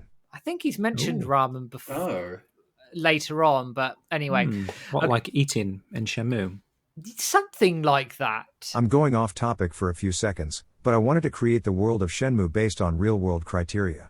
In life, as time passes, the ramen gets longer and longer. When you ordered, the ramen was small, normal size, but over time it got longer.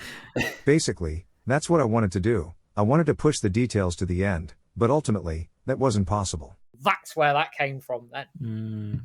That sounds like there might be one of those things where someone else had to tell him to like rein it in and say like, no, we haven't got time to. Nagoshi was sat there going, no, don't do that, no. Yeah, some of the detailing, man. It's mad, isn't it? It's mad for 1990, mad. whenever, you know. Yeah. Why was it not possible to add this gameplay element? It wasn't possible because there were other things to add and we had choices to make. And on a technical level, it was difficult to achieve. Interesting, okay. Ramen physics. Were there any elements that were narrowly included in the game? Now, this is a bloody long answer. It's a long one, isn't it? Yeah. Oh, yeah. Not really. That said, and to cite an example, I will talk about NPCs. The NPC life check was carried out well after. This was not part of the development stages, but it was designed later. Each character led their own life. All this was not planned and it was done and integrated in the meantime. This was quite a task for the staff working on the game. Bloody hell. So you're doing that sort of on the fly? I wonder if it was because they were still working on other aspects. Maybe. And they still had staff members that were like kind of finished with their job at that point, but they were like, well, we'll give you something to do.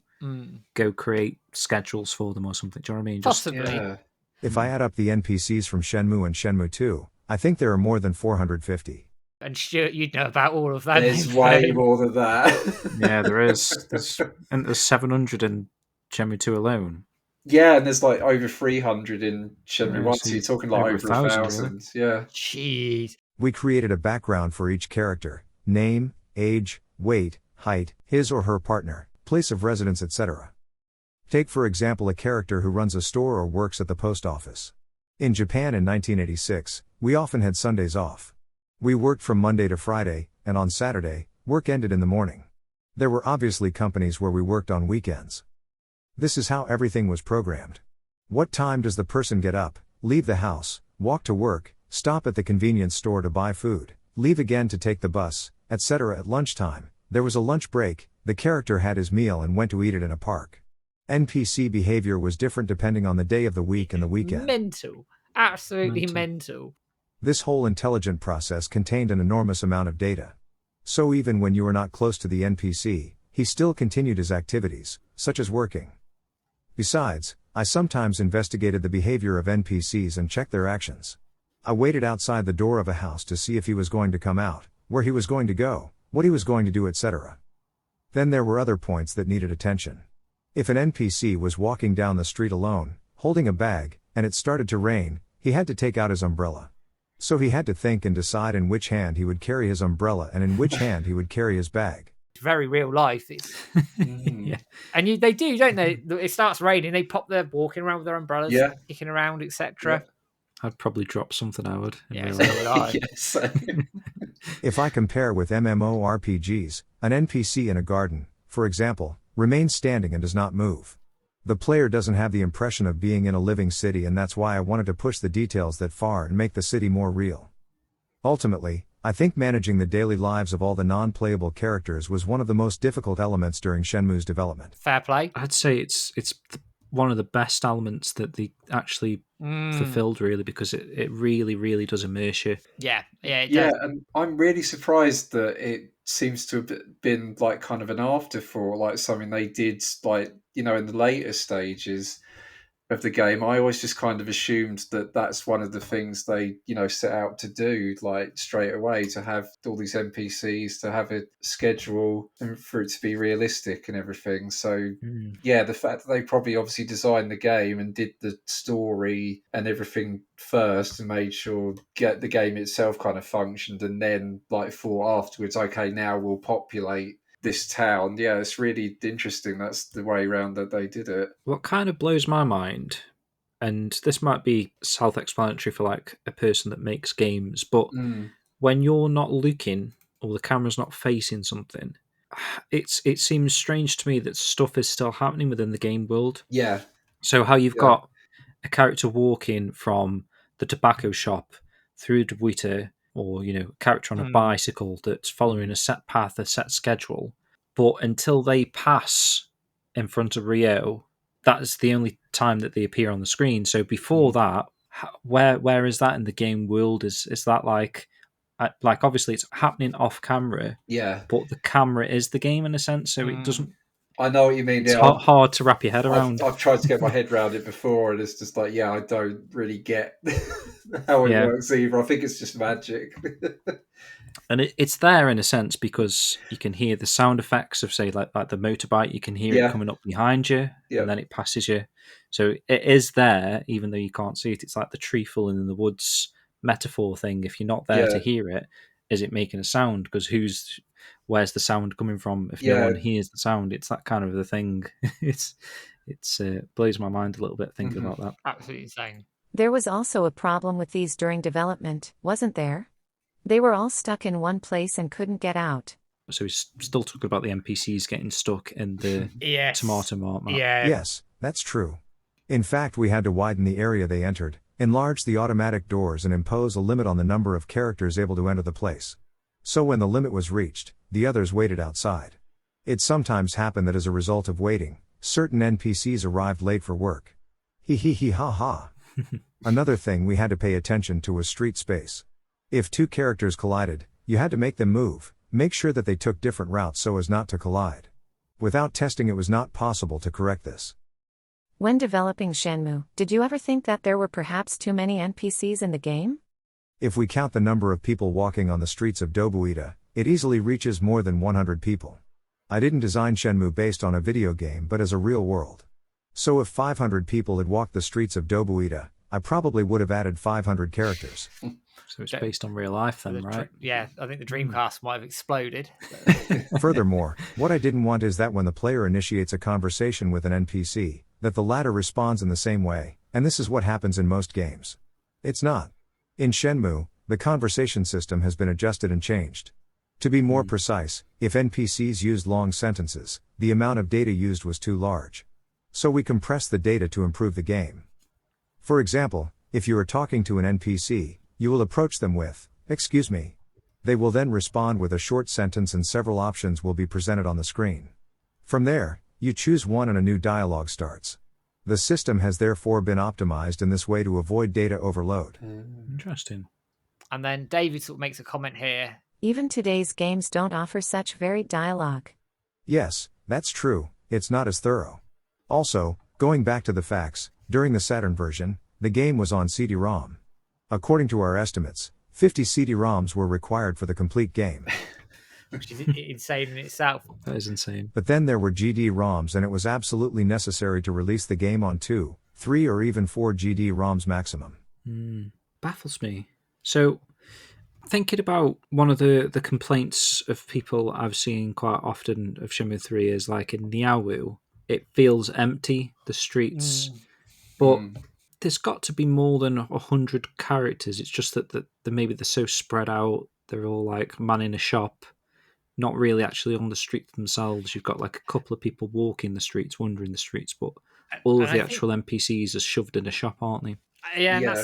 That's the difference, isn't it? Because I suspect with the time and money they had, they couldn't individually do something like that. Whereas in Baidu Village, which is a much more enclosed space, the NPCs move around a bit more do a bit more. If there's more of that Shenmue go home, don't they? And that sort of thing than in Niawu and Shenmue 3. It was a budgetary thing, I'm sure. I wonder if they would have had the time. That would have been something that they would have incorporated. So like the two ladies that work in Sushi Heaven at 9 p.m. or something. I know that's the curfew, but say it like at 9 p.m. if you could go past the curfew, they lock up the shop and then walk somewhere. You know what I mean? That is potentially what you'd expect from Shenmue at this point, but obviously time is money.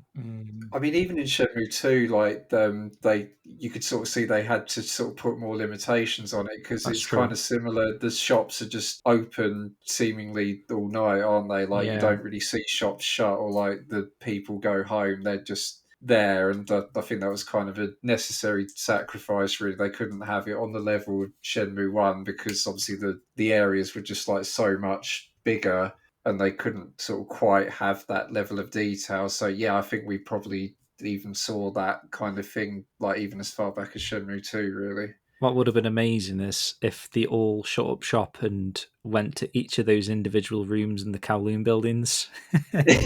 Yeah, could Do you you know what I mean? imagine? Like follow someone up to floor 4 and go into like room 422 or something. Yeah. Let's talk a little about the history of Shenmue. In the intro sequence, when Lan Di confronts Iwao Hazuki, Iwao says, "It can't be you." Does this mean Iwao already knew Lan Di in the past? Iwao knew Lan Di's father, Zhao Sunming, because they trained together in China. However, Iwao never saw Lan Di, even when the latter was still a child. Ooh. Okay. Oh, Interesting. okay. Has he really never seen Lan Di before?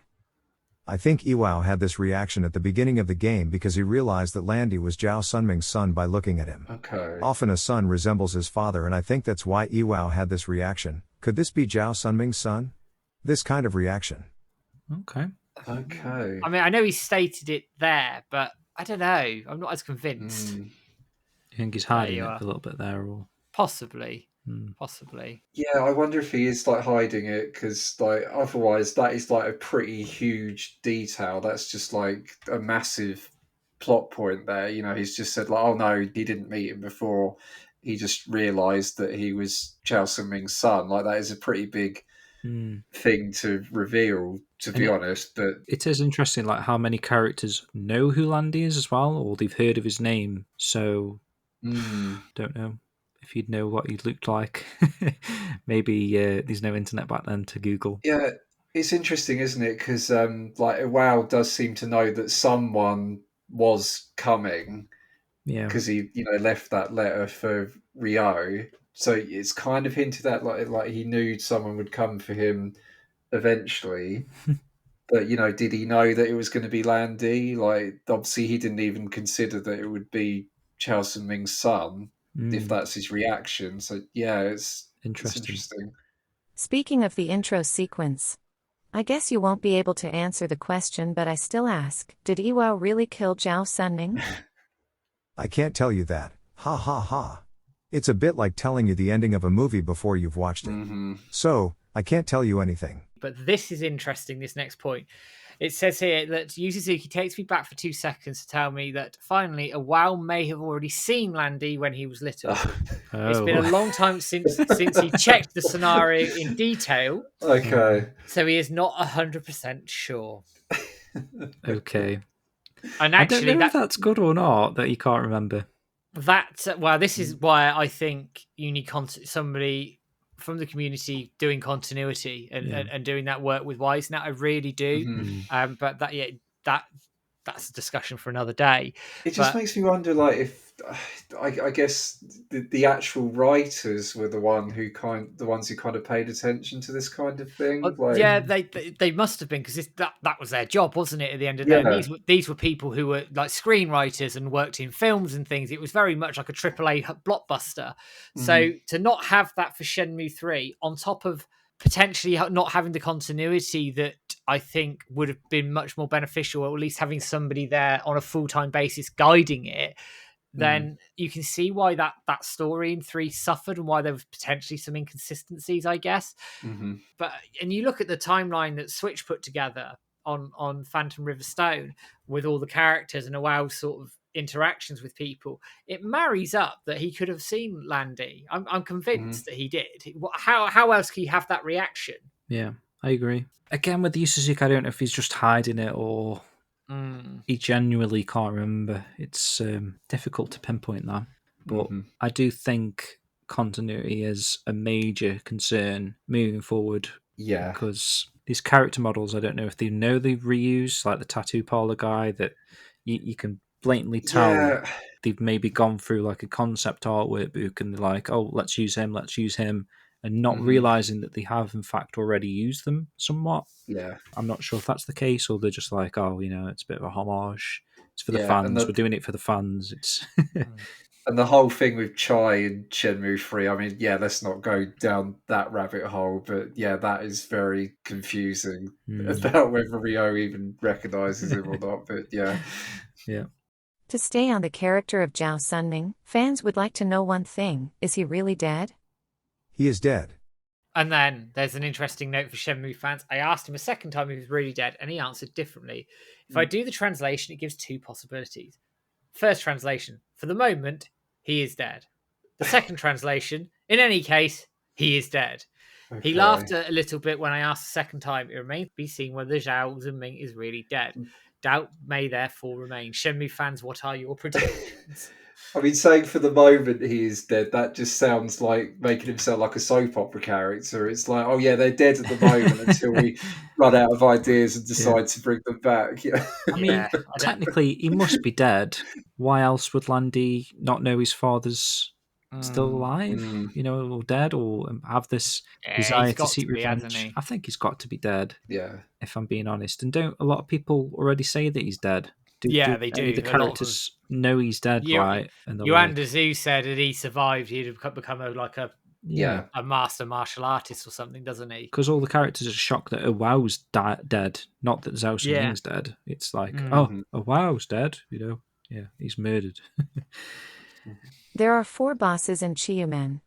Among these bosses, Shenmue fans only know 3, Landy, Niao Sun and Hong Xiuying's brother, Hong Ziming.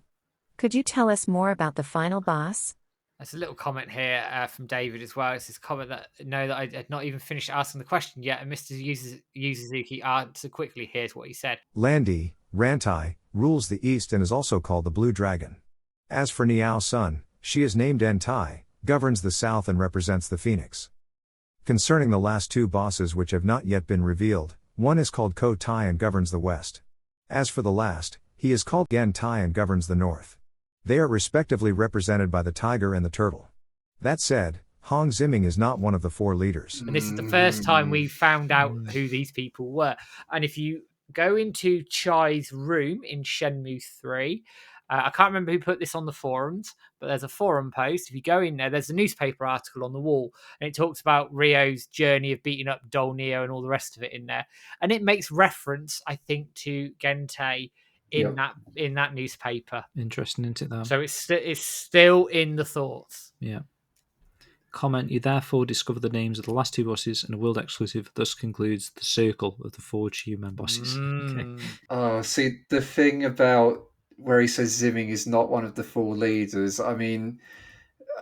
He's more of like an apprentice to Niao Sun, it seems like, right? If you look at the comic. When you look at this image, right, where they're all shadowed out, like the one next to Niao Sun really looks like it's a silhouette of like the adult Ziming that we see in that comic.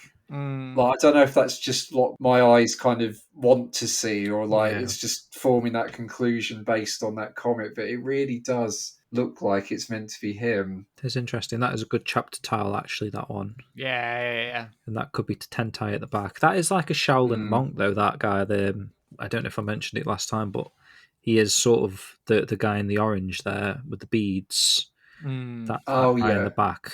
And he's the sort of like the Shaolin Temple governor, almost, who sort of like gives the final verdict on whether or not a monk is going to become a Shaolin Grandmaster or whatever, or you pass the test. He's the guy that decides, which I suppose could be Tentai still. This year, during your GDC conference, you showed for the first time old artwork from the RPG based on the character Akira from Virtua Fighter. On one of these artworks, there were several characters. Yeah, this is the image that we're talking about here. Okay. Since then, fans have been looking into it and trying to find out who the people in this photo were. Can you tell us if they are right or wrong? Now, I'll pop this on the screen so people can see this actual image, but there's the image of the chapter tile here, and you've got a silhouette type figure. They've labelled it Tente at the back, and it's the one with the 4 people standing on the mountains. One is labelled Landy on the left, 4th leader just to the right of him. Far right is Nielsen, and then sort of to the bottom right is labelled Ziming. Yu Suzuki comes back to say, I can't say much because we are still very far from that moment. All I can tell you is that these are not Chiyumen but Grandmasters. Okay, so are Chiyumen like the black suits then? Yeah, they're members of the Chiyumen, yeah. And the Grandmasters are above them then, I'm assuming. Yes. So these 4 leaders, and then Tentai's above them. So the term Grandmasters here, I think, is being used as his training arc. Like the final, because if you look at the silhouette here, you've got him in the green training gear, but Yeah. then he transitions into obviously Akira's gear at that point, but he transitions through. So it's got to be the training arc. So it could be more like one of them, like bottom right, is shoeing.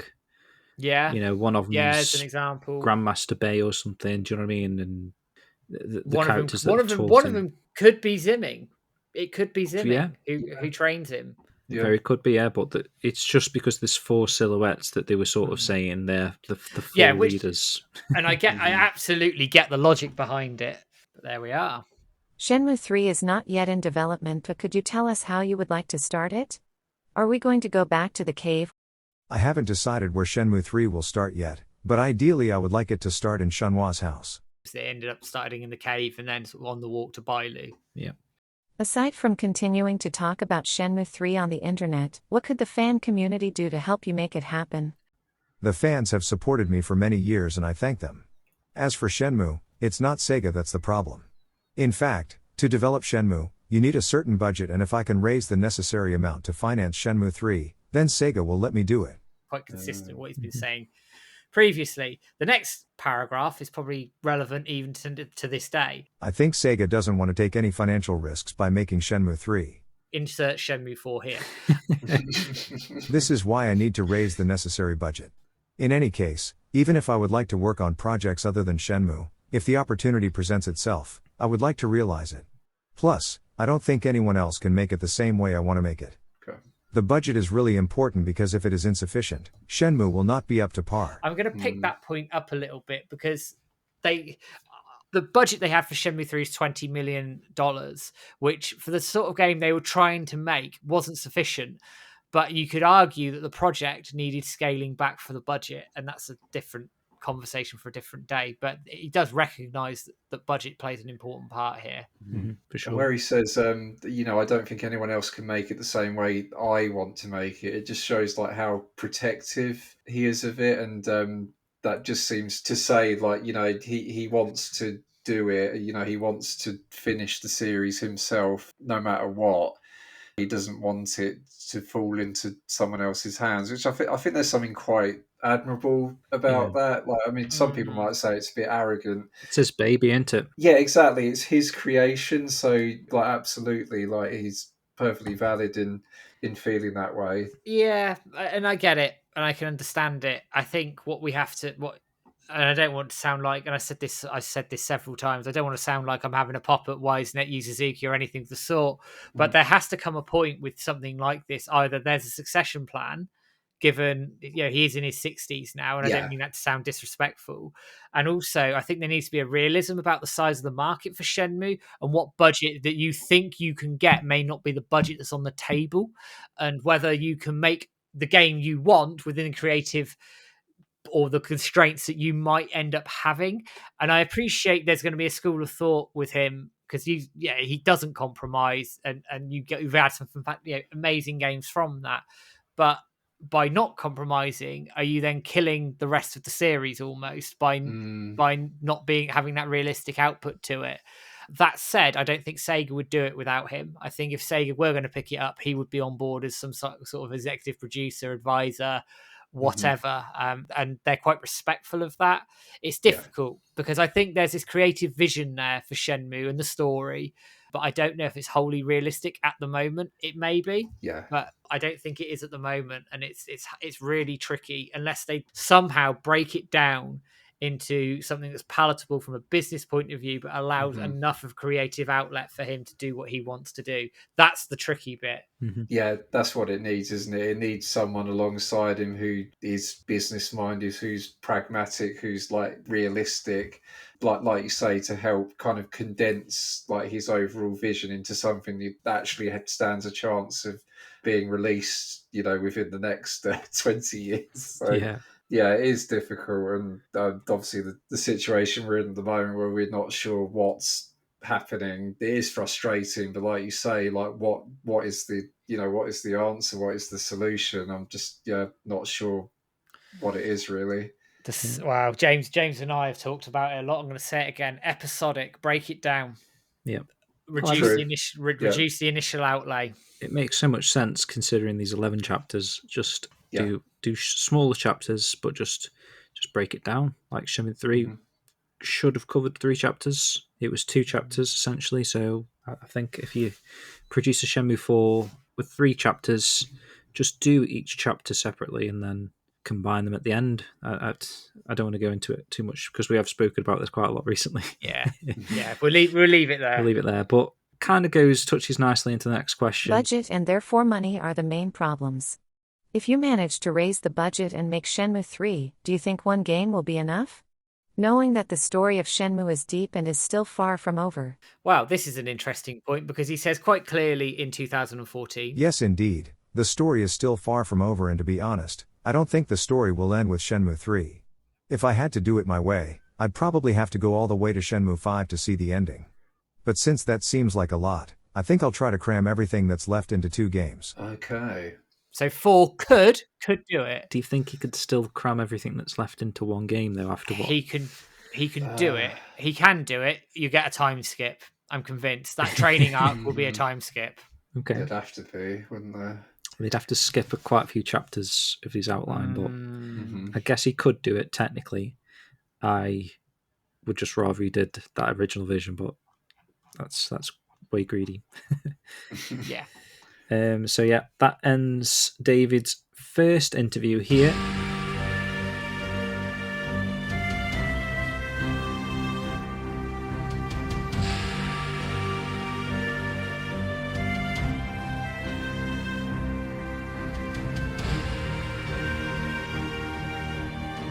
Do you smell that? Because my nose is pointing to treasure. My treasure. He does not know of the strength hidden within him. The strength that would destroy him. The strength that would fulfill his wishes.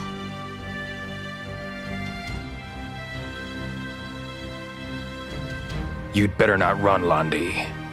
I will avenge my father.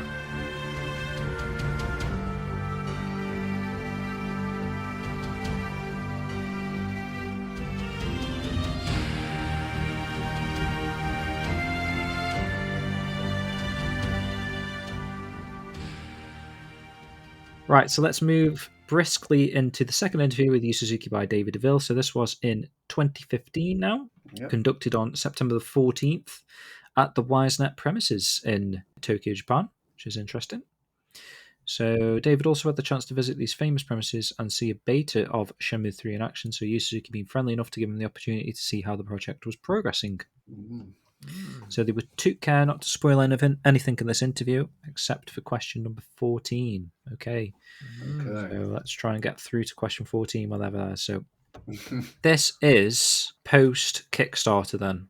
Yes, yeah, it is. Couple like 2-3 months post Kickstarter, yeah. Right, so we kind of know what's going on. Shenmue 3's been announced, it's been made, they're working there. David's managed to get into the headquarters basically of WiseNet and ask a few questions about, I'm assuming, Shenmue 3. So, hello, Yu Suzuki. Today is September 14th, 2015, and it has been approximately 2 months since the Kickstarter campaign ended. Let's go back to this one a bit if you like. Can you tell us what you felt during the campaign? I was asked a lot of questions about my impressions after the show, so I prefer to talk about after E3 and the development because I find it more interesting. The budget was determined with the Kickstarter and we are working on the game according to it. We are currently in the testing phase of Unreal Engine 4. Okay. 14 years have passed since the release of Shenmue 2. Thinking about it today, could things have been improved in the previous installments? This is interesting. When I made Shenmue 2, I based it on the first one to make it even better. Obviously, I think a lot of things could have been improved. If I had to give you an example, it would probably be using time for appointments/events. In Shenmue Yokosuka, the player had no choice but to wait until the appointed time. The concept was to add many activities to keep the player waiting until the moment in question. Afterwards, I got a lot of feedback from people. They said they felt a certain frustration, and that's why in Shenmue 2, I introduced a system allowing time to pass more quickly. By using it, you were automatically projected to the next event. So I'm going to make a point of saying here, they do listen to feedback. So your Shenmue 3 feedback will have been heard. They will improve on that, I guess. No stamina system, maybe. Kill it with fire. Yeah. During the Shenmue Online trailer, we could see Shenhua summoning a phoenix during a clash against Landi. Was this scene part of the original Shenmue? This is another story created specifically for Shenmue Online, so it has no connection with the story of Shenmue 3. I call bullshit. It's got to have a connection to the later story, hasn't it? I mean, I think he's kind of hiding stuff by sort of talking in a technicality, like it has no connection to the story of Shenmue 3. But I think, as you guys have said like loads of times, like it has to have some connection to the overall mythology and what happens later on, doesn't it? It's got to. It just feels like that is the main event in it, like that. That's potentially the ending of the game. So he doesn't want to spoil it, but then they kind of spoiled it in the trailer, or I don't know. I don't know where I sit on this, because as much as I want this to be the ending, can we see this actually happening now after Shenmue 3? Can you see a sudden swift in the narrative? Because at the moment we're kind of like gone back to almost reality, haven't we? It's like less on the mysticism, even though there is a couple of little Shenmue elements thrown in there.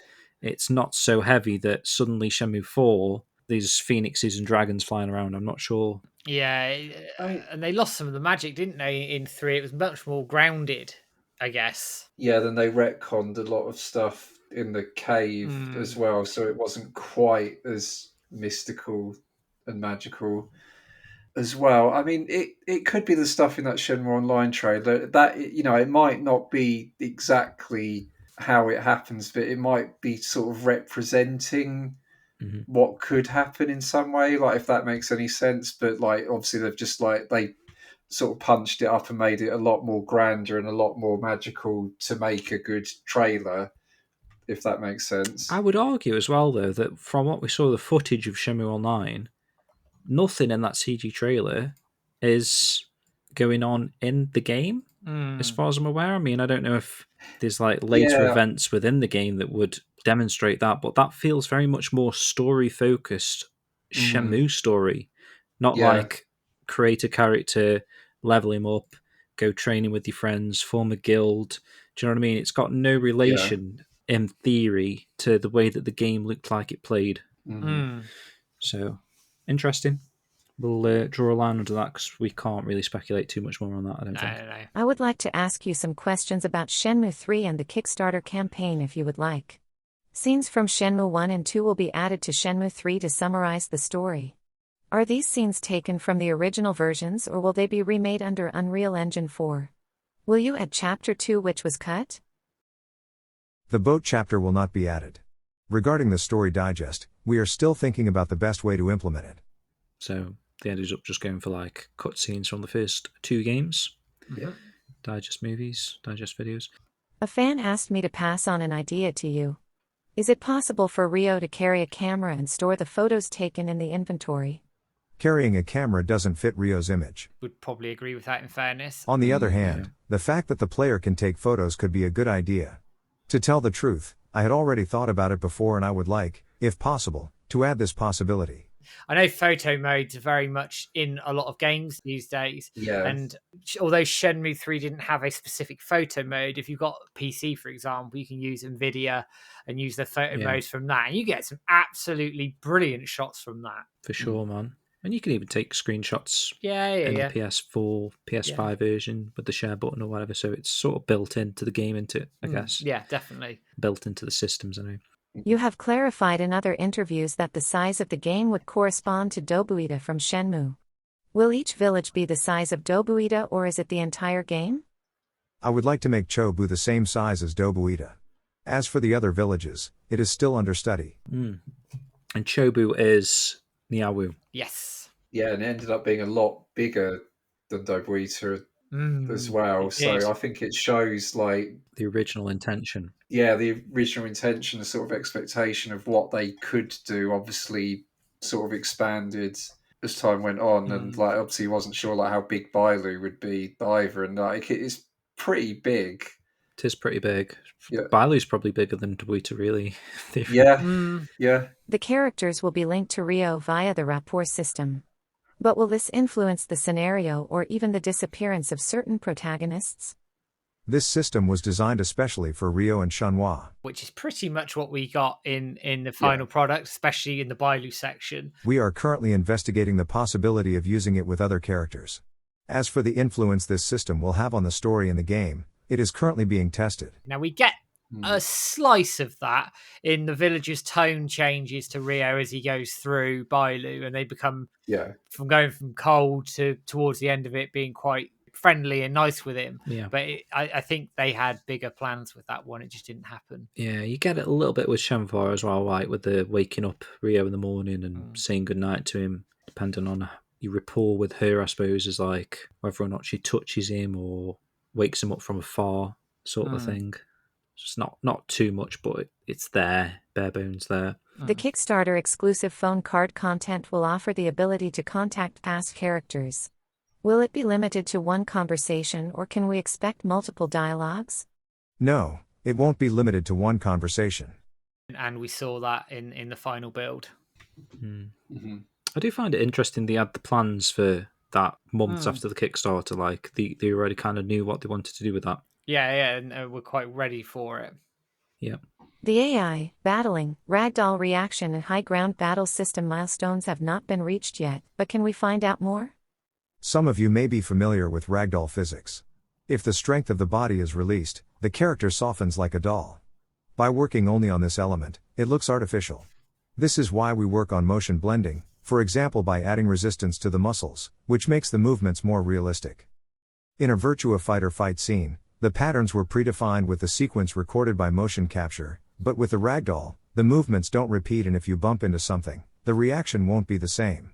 In fact, I would like to intelligently combine ragdoll physics, motion blending and IK constraints so that the reactions during combat as well as those of the NPCs are as realistic as possible.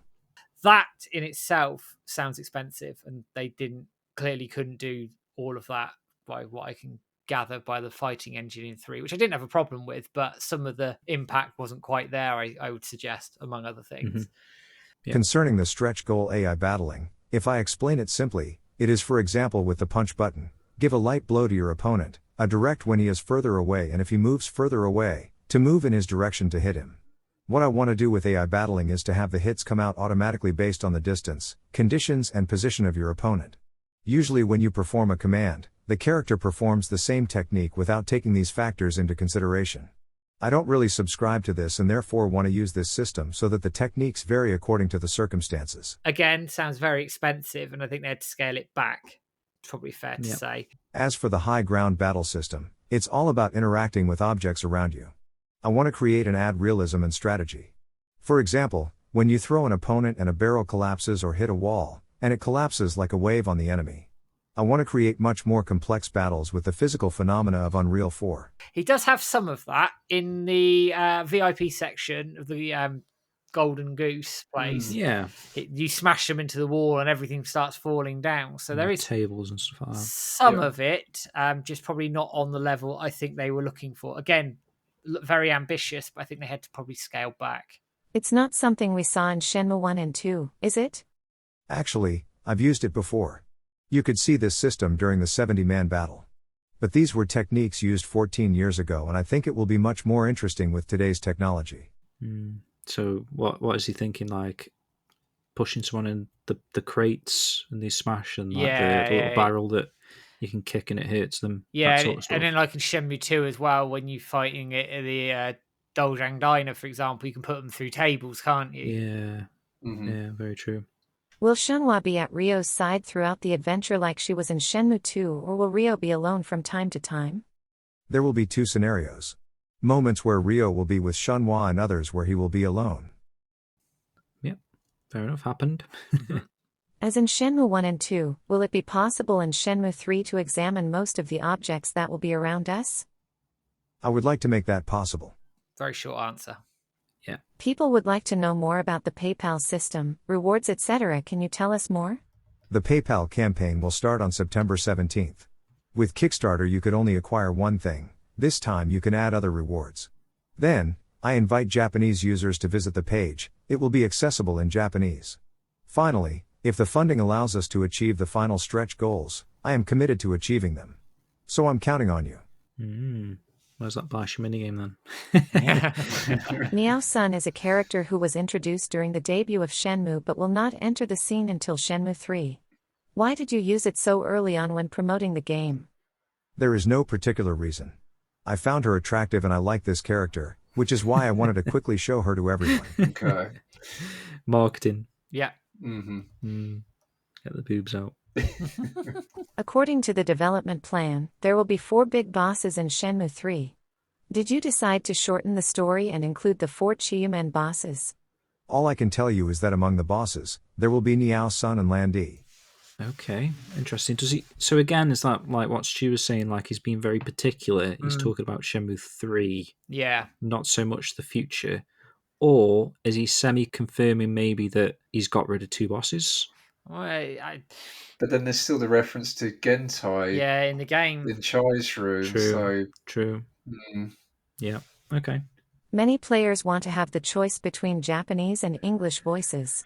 Do you plan to add an option offering this possibility in the European and American versions of Shenmue 3? We are studying the possibility of switching between Japanese voices and English voices.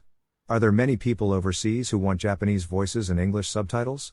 In that case, I'll try to start a vote on this. And I've said this before, with any cost cutting, you're going to have to drop a dub to save money somewhere. Yeah. There we go. Maybe so. Do you have a particular message to convey to fans or to people who have never tried Shenmue? The message I want to send to the fans is this. Thanks for waiting 14 years. I will make Shenmue 3 bring a new way of playing, new things that weren't in Shenmue 1 and 2. I think many may expect Shenmue 3 to be the same as the first 2, but I constantly challenge myself as a creator and I will be very happy if Shenmue 3 is appreciated by the fans. Thank you for welcoming this new Shenmue. As for people who have never played Shenmue, please know that I am developing Shenmue 3 while ensuring that the experience is enjoyable for you, even if you have never played or know nothing about the first 2 games. Players will be able to see the good qualities of Shenmue, even if they are playing it for the first time. Please don't hesitate to try it. Very good, very good. So that is basically, apart from question 14, like David mentioned at the start, solely pretty much a Shenmue 3 Q&A, but some interesting responses in there still, especially about the one about Shenmue Online, actually, if that's foreshadowing. Potentially not sure. Let's move on to the final interview that we're going to cover in today's show. And this is an interview with Yu Suzuki at Magic 2016, conducted by the Shenmue Master Team. Apparently, this new interview focuses on the main themes of Shenmue, its design, its origins, and of course, a little bit about Shenmue 3. We've got a date on this. February. I've got February the 27th. Yeah, it would be about right with Magic Monaco, yeah. Yeah, I tell you what I did do. I Googled 2016 Magic when that was, and that was on the 27th of February, and I assumed that they would have done the interview on that day, so this is Kenji, I think, because he says 3 years after his visit in 2013, Yu Suzuki once again graced us with his presence in Monaco to hold a conference on the long-awaited Shenmue 3. The joy was immense, and the entire Shenmue Master Team, as well as some members of Shenmue Dojo, were there to attend, relay, and quite simply enjoy the event altogether. The height of the happiness and symbol of the immense consideration towards the fans, we were able to obtain a new interview with the creator of Shenmue as the 3rd interview with Yu Suzuki conducted by Shenmue Master Society. Rightio. In Shenmue 1 and 2, Ryo learned a lot in an urban environment from the people he met. Shenmue 3 taking place in Guilin in deep China with a preserved environment, will this allow Ryo to learn through contact with nature? By exploring new lands, meeting new cultures and new people, Ryo receives various influences. So, by doing several things, he also discovers himself. It is an initiatory story. Of course, it is also discovered through the understanding of martial arts. Very much true to what happens, right? It's very much going down that avenue of the martial arts teachings with, Master Son and whatnot. Doesn't seem like it sounds like they've got a good idea of what they want to do anyway. Many people really appreciated Shenhua's songs in Shenmue 2. Will Shenhua be asked to sing in Shenmue 3? I'd like to make her sing, but right now I'm thinking about how to do it. Okay. Shenmue 1 and 2 begin with an ancestral, prophetic poem recited by Shenhua. Can we expect a new poem for Shenmue 3? For example, legends you mean? I recite the start of Shenhua's poem in English. Okay, I understand. This is currently a project that will emerge. And it does. It's in the Attract demo, and it's actually recited in the first scenes in the cave in Shenmue 3. And 1,000,000 times in the anime. Yes, every episode in the anime. Yeah, and each time the translation's probably slightly different in every game or anime or whatever. It's just weird, again. It's like consistency, continuity. They should have like kept it the same, I think, but... It's 1,000,000 translations of that flipping prophecy, isn't there, now? There is, really. We covered them all, actually, didn't we? As a bit of a joke, I think. Yeah, we did. We did. Well, there's at least 4, because there's 4 different Shenmue types of media at the moment, I guess. 1, 2, 3 in the anime. Ryo's father's last words are addressed to his son and represent a recommendation: keep your friends close. Friendship is indeed a very anchored theme in Shenmue 1 and 2 as the story revolves around Ryo's multiple encounters. How will the theme of friendship be exploited in Shenmue 3? Rather than talking about the notion of friendship alone, this time it will be about relationships with a large number of people. With children, for example, grandfathers or even grandmothers. Consequently, it is a question of person-to-person relationships. There will be even within the same generation. Several things will happen with Ren, for example. From there, we can't yet say that it's about friendship. They will certainly still argue constantly. I would also like to transcribe this type of relationship between people of the same age group. By fighting, by arguing, a certain form of friendship is born little by little. Okay. Well, he's talking about like the brotherly friendship between him and Ren, but we don't really see much of it in Shenmue 3, do we? And no, not really. See a little bit of it, drips and drabs, but obviously it happens towards the end of the game. So I wonder if like maybe more of this was intended, like the Baisha section. Possibly, yeah. After friendship, we want to know if Shenmue 3 will be the opportunity to deepen the theme of the relationship between a father and his son, particularly between Ryo and his father Iwao. Yes, I think I want to talk about it. If the mysteries only accumulate, it is certain that no mystery will be solved. Like delving deeper into the relationship between Ryo and his father Iwao? I think like that. I can't say. Ha ha ha. Okay, so he's being a lot more coy now that Shenmue 3 is a thing, right? Seems like it, doesn't he? Yeah. Because I guess these themes do build a little bit with the father and son. Ryo's sort of bumping into people that have met his father, and like the tree I'm thinking of. There's a little bit there, not much, but there's a little bit of like father bonding. Martial arts represent a founding element of the Shenmue saga. Rather functional in Shenmue 1, Ryo uses them to defend himself. They prove to be more philosophical and educational in Shenmue 2. The player also actively participates in learning Ryo's martial values. Did you, Suzuki, want to instill a certain morality in the player through martial arts? I don't think about very educational things. Just, more naturally, things that older people can teach children, simple but fundamental things. These things tend to disappear. What's important is that people who are having fun with the game follow suit if they think it's good. It depends on the person playing. One day, a fan talked to me a lot about what he found good about Shenmue. When he asks for directions, Ryo always thanks his interlocutor. He told me he found it extremely good. He said the best thing about Shenmue is that Ryo always says, "Thank you." What I thought when I heard this: if we think of a country where it is not commonplace to thank, then it's useful. Hearing Ryo and thinking it's good, it becomes useful. Whatever the number, if there are more people like this, I think it's a very good thing in Shenmue. With that in mind, Shenmue isn't educational, but if I can get these little things right, that's great. The reason is not to transmit. China, Japan, etc., represent cultural treasures. For the population of these places, these reminiscences of ancient history represent important things. Things that have been passed down. If people feel empathy for that, I think that's great. If it doesn't, then it doesn't matter. I think there are things to learn from the cultures of different countries. These people who soak it up. To feel an emotion while playing and have it flow slowly to the bottom of the heart, it's not something I've thought about myself. If people absorb it, that's good. That may not be the case. Never mind. Okay. It's a very random answer. A lot about nothing. I mean, yeah, Ryo is nothing but not polite, isn't he? Like, he does always say thank you, and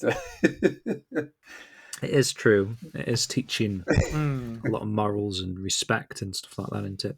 Yeah. In those cultures. To some extent, magic weather contributed to Shenmue's incredible ability to immerse the player in the game's fictional universe. Remember, this is the weather management system generated in real time. Following the different prototypes, it seems that the weather plays an important role in the atmosphere given off by the environments. What progress and developments can we expect from Magic Weather? So there's just before we sort of get into the answer, there's a clarification here regarding the question on Magic Weather, which was a realistic weather rendering system used in the first two Shenmue games within what we call the Shenmue plugins programmed directly by AM2. Today, things are different because Shenmue 3 uses Unreal Engine 4. Programming point of view, the weather rendering system is therefore different and completely new. So the answer itself. Magic Weather is a system introduced since the days of Shenmue at this time. As we use the Unreal Engine, exploiting the Unreal Engine, using the Plus Alpha, we plan to do something that resembles Magic Weather. Regarding the time management system, or the weather system, we use a different system than Magic Weather. Okay. I mean, it's just weather in it in the game. You've got rain. In fact, is it just rain? Maybe it goes cloudy. It rains, sunny. goes cloudy, sunny. You can make it snow. If you use Universal Unreal Locker and make it snow, you can do that. It doesn't like settle on the ground as far as I remember. It just gets very wet. And obviously, the time of the year, snow didn't make sense, I guess. Yeah, probably didn't, in fairness. During the conference we just attended, we saw 3 images which represent 3 chapters of the Shenmue saga. The first chapter represents Yokosuka, the second chapter Hong Kong/Kowloon. On the other hand, it is the 5th chapter which corresponds to the meeting of Shenhua and Guilin. Therefore, we wonder what chapters 3 and 4 correspond to. Interesting. And he says during the conference on Shenmue 3, the third image, although it says 5th chapter, is indeed concept art from Shenmue 3. So he goes. Third image. Oh, yeah. The Shenhua one and Guilin. Yeah. Since the storyline is very varied, we managed to come up with 11 chapters. During this development, several versions of these chapters were added. Chapter 3 is not integrated into any game. Okay. Chapter 4 is not either. Chapters 3 and 4. Are we going to use Chapter 3? In the next game, after Shenmue 3, we are considering the question of how to use this part. If we use the chapters individually, given that there are 11 of them, at the rate of 1 chapter per year, it would take us 11 years. So, it doesn't work. By putting it all back together, it creates something that encompasses all 11 chapters. To make a game, we bring together different ideas, it's an assemblage. By doing this, we know how to build a Shenmue game with what was available at the time. These chapters became source materials. So that's interesting. Very interesting. Can we break that down a little bit then? So, Chapter 3 is not integrated into any game. Chapter 4 is not integrated into any game. Nope. So chapters 3 and 4, are we going to use them in the next game after Shenmue 3? So they've already got plans for games after Shenmue 3. We are considering the question of how to use this part. So it's interesting they might pull on some of those chapter tiles for elements in future games. I mean, it makes sense. It does make sense. So it's like they're using the chapter tiles as a basis, but they just seem open to the idea of just like mixing and matching like what order they go in, I guess. Which kind of tells me that like maybe the last chapter or the last 2 chapters are like they have to be at the end because that is the end. Yeah. But everything in the middle section, so after 1 and 2, which we've already covered, you're talking like maybe like 3 to 9. Those chapters are very much interchangeable, no specific order. Whatever seems to work right at the time. So at the time, they obviously thought, well, let's skip to meeting Shenhua at the end of Shenmue 2. Let's go out with a bang. Yeah, I was going to say, because otherwise that seems like a really long time before you actually meet Shenhua, and I wonder if they kind of changed that, like you say, because they realised, like, okay, we probably need to bring forward introducing this character properly, a little bit earlier rather than sort of dragging it out, because that does seem like a long wait otherwise. I think that's cool though. I'd have loved it like bloody Shenmue 4 is the time when we're meeting Shenhua. I suppose it would have been dreaming of it. It would have had the excitement of like a really, really long build up, wouldn't it? I mean, it's still crazy when you think about it, when you're meeting this girl that's on the box art of Shenmue 1 at the end of Shenmue 2. That is still amazing to me. Oh, yeah. But imagine if they'd have kept it at the original plan where it seemed like you're not meeting her until chapter 5. So we would have had to have squeezed in 3 and 4 somewhere before Guilin, which is crazy. Because if they'd kept it like that, you wouldn't meet her until like halfway through the entire story, would you? That's it just seems mad. So for context, chapter 3 is the one that's the train, and chapter 4 is the one that looks like Yuanda Zoo with some girls sitting behind him, and there's like an arena. Yeah, that's exactly it. Even though I do feel like I've seen somewhere someone saying, or Yu Suzuki saying, that there's little bits of chapter 4 that they used in like Shenmue 2. Am I making that up, Matt? Or you're not, because you've got the street fights in it, haven't you? Yeah, that's what I was thinking there. But he's saying here, chapter 4 is not integrated into any game. So could be a slip, but I don't. Maybe in the broad context, it's not. But they've borrowed little ideas from it potentially. I don't know. Very interesting answer, that one. That's sort of. I'm glad we got something in there that relates to the theme of the show. A bit Shenmue 3 heavy, but that one actually does relate back to the chapter tile. So there you go, guys. That's what we're doing here, part 2. The first two Shenmue have a realistic approach, but the end of Shenmue suggests the appearance of mystical elements. What place will the mystic take in Shenmue 3? I'll be careful this doesn't get too fantastical. Which is interesting that they've, as we know in 3, they've tailed it back, didn't they? Yeah, that's what it sounds like. He knows like the end of 2 was a bit crazy, so he's going to be careful this time that it doesn't go that mental, maybe. But he does say here... In China, there are strange energies. For example, in Tai Chi Chuan, we gather energy from the surface of the earth. Qi, do you know Qi Gong, Qi Kung? It's an energy that science still can't explain. I think there are many energies. It can be said to be China's supernatural. I tell myself that it's good if I manage to express such energies. Everyone experiences this sort of thing. Receiving energy from children, receiving energy from your family, it's that kind of thing. Okay. So it's a bit non-committal, but I think it makes sense given now what we know we ended up getting. Well, your chi element or ki or whatever is like what Shenmue was doing with the dandelions. It's like using her energy to, I don't know, command these petals into the air for some reason. It can be said to be China's supernatural. So, yeah, interesting, isn't it? Because obviously that's what she's doing with the sword as well. She's doing that sort of energy to put the sword in the stone. I'm not sure about the mind control element. No. Is that are we putting that down to Ki? I don't know. I have noticed he says about receiving energy from your family. So again, does that go into like the whole ancestor thing like we were talking about earlier? That's true, because it's only Shenmue that's got this sort of energy thing going on. So yeah, receiving energy from children. Yeah, and I think it kind of ties into like the whole philosophy behind Tai Chi as well, because I think when Janmin is explaining it, and then when Ryo's explaining it to Shenmue, it's about, you know, breathing in like the earth in your abdomen, or you know, something like that. So he says in Tai, he actually uses the example of Tai Chi, gather energy from the surface of the earth. So yeah, which, as I say, like is actually expressed in Shenmue 2 as well. So very cool, very cool. For those who have never played Shenmue 1 and 2, Yu Suzuki plans to integrate flashbacks into scenes that are important for understanding the storyline in Shenmue 3. Where are you in this reflection? I don't want to reveal too much, but just an example. When you touch something, it would be nice if a memory came back to you. It won't be just that though, of course.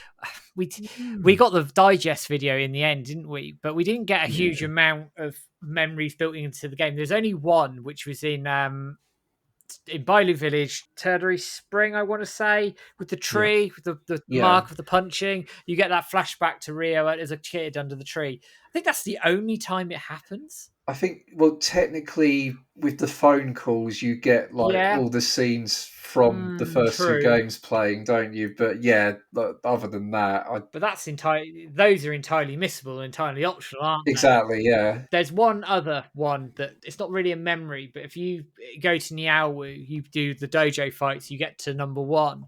There's a small little scene where Ryo thinks to himself, you know, he's at number 1. He goes, "Father, are you watching?" Yeah. That stuff there wasn't enough of it, and that's what Shenmue really is built on. And I think had they had more of it, it'd have given us more of an affinity with it, I think. But anyway, That he was on about recently about what he wants to do with Shenmue 4, incorporating flashbacks and playable flashbacks, kind of sort of continues off from his plans here, right? Where he's like saying he wants to do it where you touch something, it'd be nice if a memory came back or a flashback. So that's kind of going into what he's talking about with the Shenmue 4 element, where as you're experiencing it, it's giving a flashback to sort of give extra context to an event that happened in the first game or the second game or whatever for the player. That's probably the evolution of that playable, potentially. Regarding face animation, will you use performance capture? There are real-time cutscenes in Shenmue. The characters also talk. In these moments, we will use the data from the facial captures that we have made, but also a hair movement system, and with a program that will have controlled everything, we will use facial expressions. There is a rank system for characters. For example, Ryo and Shenhua are A-rank characters. Each character level corresponds to a quality rank. But we can't just create characters of the same quality as Shenhua and Ryo. In total, there will be around 100 or 150 characters. Maybe we'll even get to 200 characters. Of course, we can't achieve this rank for all characters. So, for characters of higher ranks, we will use such facial expressions. For lower ranked characters, we won't be able to do the same. The approach will differ from one character to another. And I'm going to pick up a point that's in the additional features for A Gamer's Journey, the documentary that Adam Scipione did. There's that bit behind the scenes at Wisenet where they're designing Shilling, and he's talking to her about her being an A-rank character and how he wants her hair to go a certain way, etc. That's exactly this point. Yeah. Did you do a database of characters for 3, Stu, or not? Yes, I was about to say, actually, I had the post I did about it ready to check how many characters. I was going to say, how many was there? Do you know?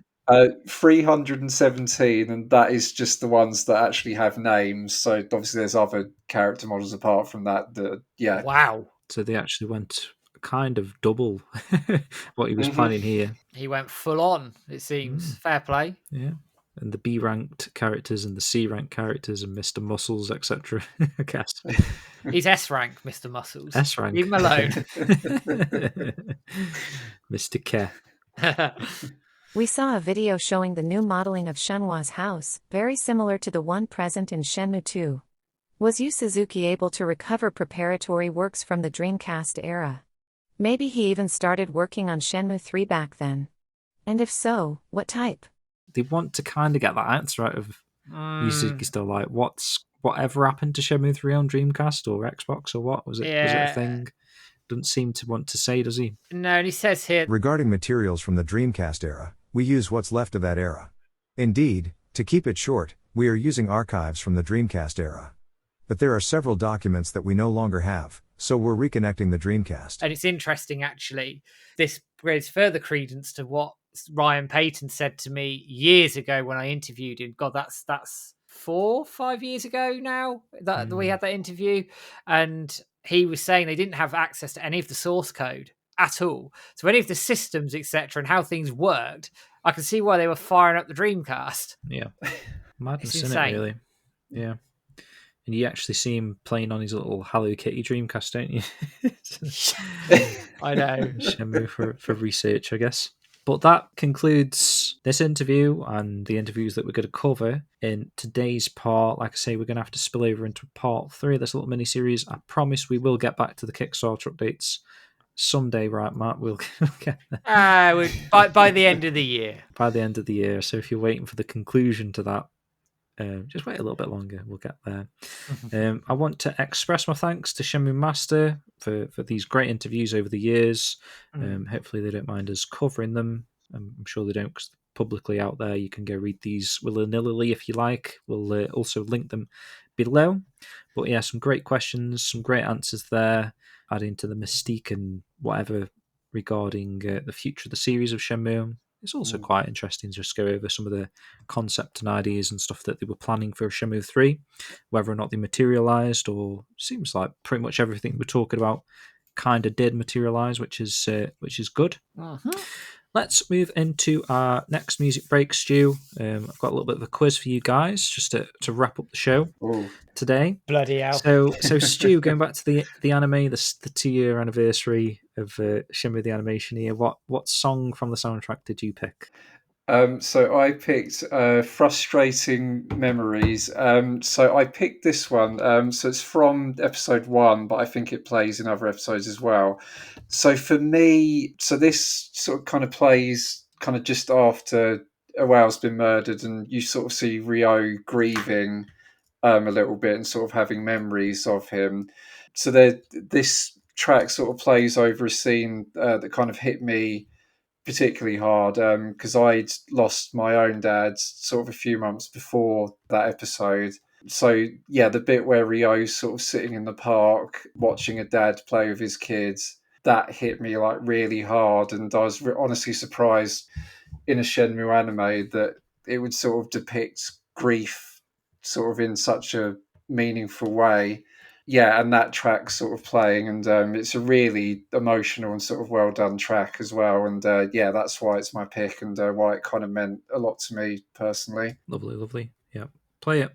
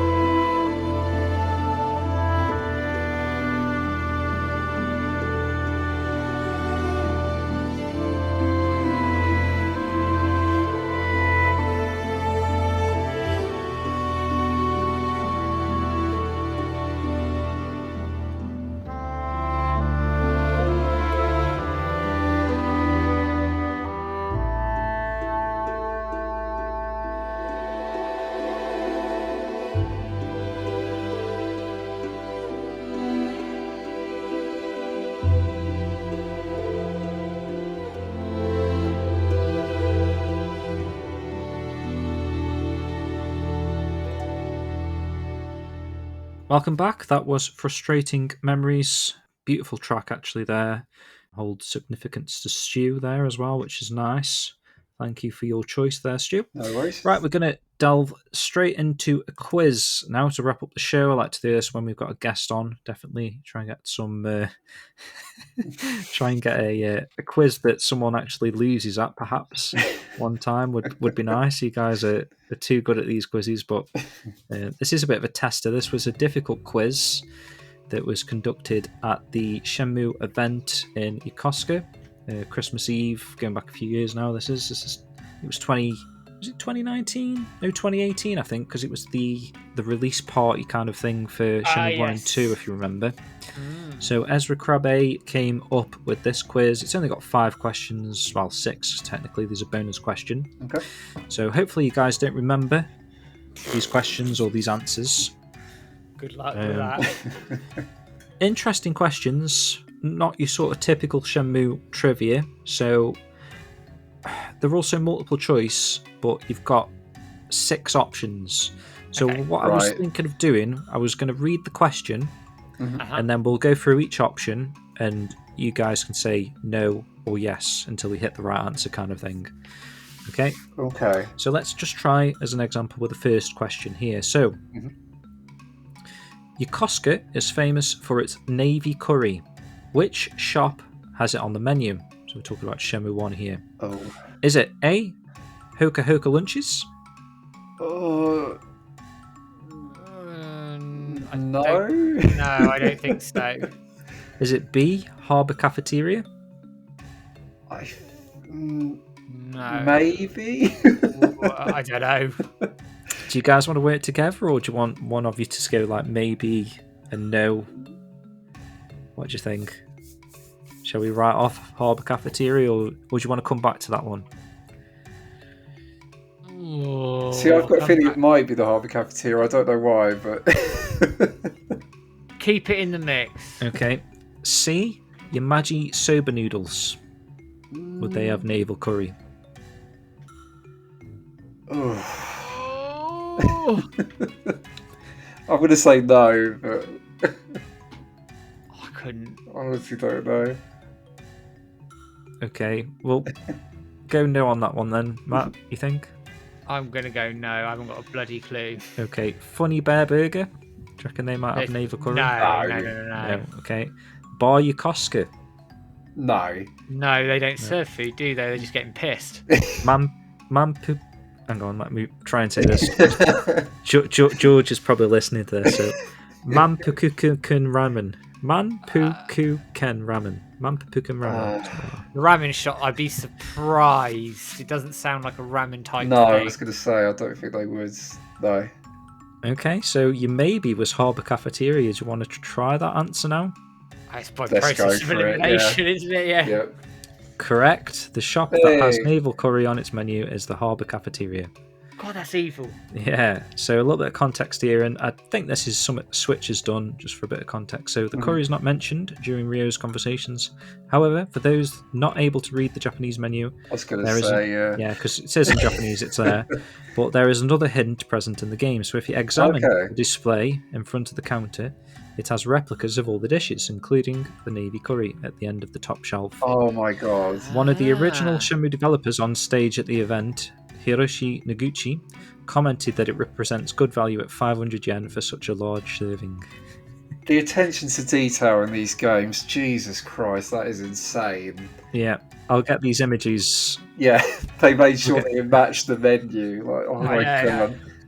I'll get these images sent to Matt to show, so you can see a picture of that. Because it's pretty cool. You perhaps don't notice that until you actually see that they've got these replica meals there. Question 2. The little girl that Ryo saves on the boat and her mother run a tailor shop in Hong Kong. What is the shop's name? Do you want to do this without the multiple choice answers? I feel like Stu might know this. I think I could do it without it. I reckon Stu would know this immediately. I'm going to say it's First Class Tailors. Do you want me to go through the multiple choice anyway, or do you want to lock that in? I trust you on that one. Lock it in. Let's lock it in. Okay, correct. The name of the tailor shop that is run by the mother and daughter that Ryo meets on the boat is First Class Tailor. At the fan event, the voice actor for Ryo in Japanese, Masaya Matsukaze, confirmed that he did indeed have to voice the name of every single shop in the game for when the player examines a sign. At the time, he didn't realise that this was rather unusual, as he was just starting in his career. Nice little tidbit there. Question 3. DOBUITA Street is a bustling shopping area. Who is the chairman of the Neighbourhood Association? Oh, I know this one. Oh, I think I do. I know this one straight out. Do you want to lock this in, Matt, without multiple choice? Yeah, Hattori-san. Hattori-san, yeah. Ingredients, Stu? I'd agree, yeah. Correct again, guys. The chairman of the Neighbourhood Association in DOBUITA is Hattori-san. The fact that this is mentioned by the owner of the Uokishi seafood shop during Ryo's questioning around DOBUITA. It is also in the character profile for Hattori-san in certain Japanese guidebooks, but appears to have been omitted from Hattori-san's backstory in the English guides. Oh, interesting. At the fan meeting event, the developers of the original Shenmue games agreed that the chairman of the association being Hattori-san does not have any bearing on the story. Right. Question 4. This is going into Shenmue 2 territory here. So, for some reason, there are many of which to be found in Kowloon. So, this is interesting. Okay. Let me just read the multiple choice. Yeah, you'll get this, I think. You'll get this. So, even though the question's quite general there, I think the answers give you the answer here. So, again, for some reason, there are many of which to be found in Kowloon. A. Dentists. Okay. I'll run through the choices here. You can't really say yes or no yet. Okay. B. Optometrists.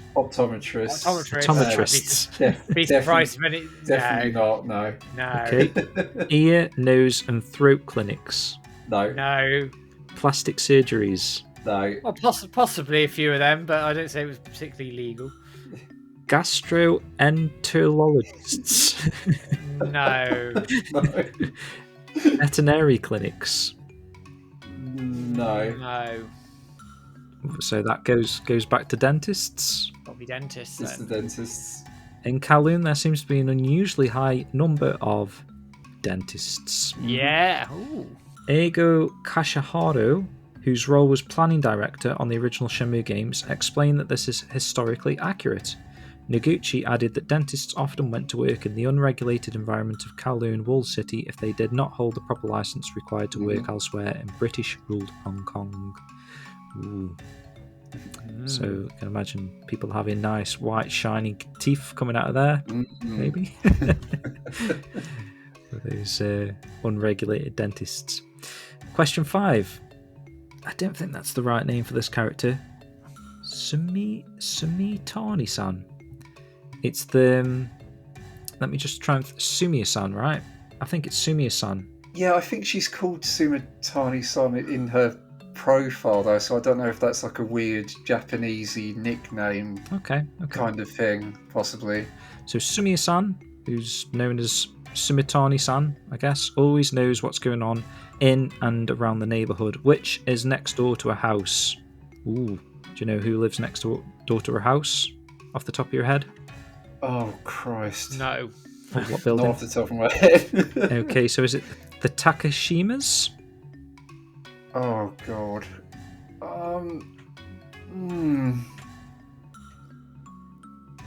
Maybe. The Tashibanas? No, that doesn't. God. No. The Luz? I mean, what's his name? Miss Senior Louis Senior. No, their house is further down. I know that. The Luz, It's yeah. in it's in Dreams of Saturn, isn't it? You go into it, I'm sure. Oh, yeah. Okay. Yeah. The Takahashis. Oh, bloody hell. It's On the maybe pile. And your last two options are Sakura Heights 1A or Sakura Heights 1B. no, I don't think it's any of those two. No, that's further down from her house. Oh my god. It's definitely Attacker something, I think. Okay, so you got the Takashimas or the Takahashis. Do you want to pick one? I'm going to take a punt at Takahashi. You okay with that, Matt? I haven't got a clue, so yeah. Okay, it's the first question you got wrong then, guys. So next door to Sumitani's house, Sumiya-san's house, is the house of the Takashimas. Oh, damn it. So you were very close, and apparently they never seem to be in when Ryo calls. Yeah, because I think... sorry, going off on tangents. I think... Yeah, because I think Takahashi, that's the guy who... Well, his profile says like he's pretending to be drunk, but you know, the guy who always says like he's fine and dandy and... the yellow shirt guy. I think he... Yeah. But the Takashimas, I don't think there's any characters called that, so yeah, I think that's what they're getting at there. Got you. Okay. So bonus question now, guys. Last one. See if you can redeem yourself. Get 5 out of 5. We'll call it 5 out of 5 if you get this one. Okay. On which floor of Kowloon's Moonchild building is Tiger Gate Kung Fu located? I know this. You do? Hang I know on. this because, I know this straight out. What are you saying, Matt? So can I just check the question? It's asking what floor of the Moonchild building it's on. Yep. Okay. Tiger's Gate Kung Fu. I know this because it's a trick question. Yeah, because it's the Tiger See? Gate Kung Fu is in the Thousand White building. It is indeed. And it's on the 6th floor of that building. Okay.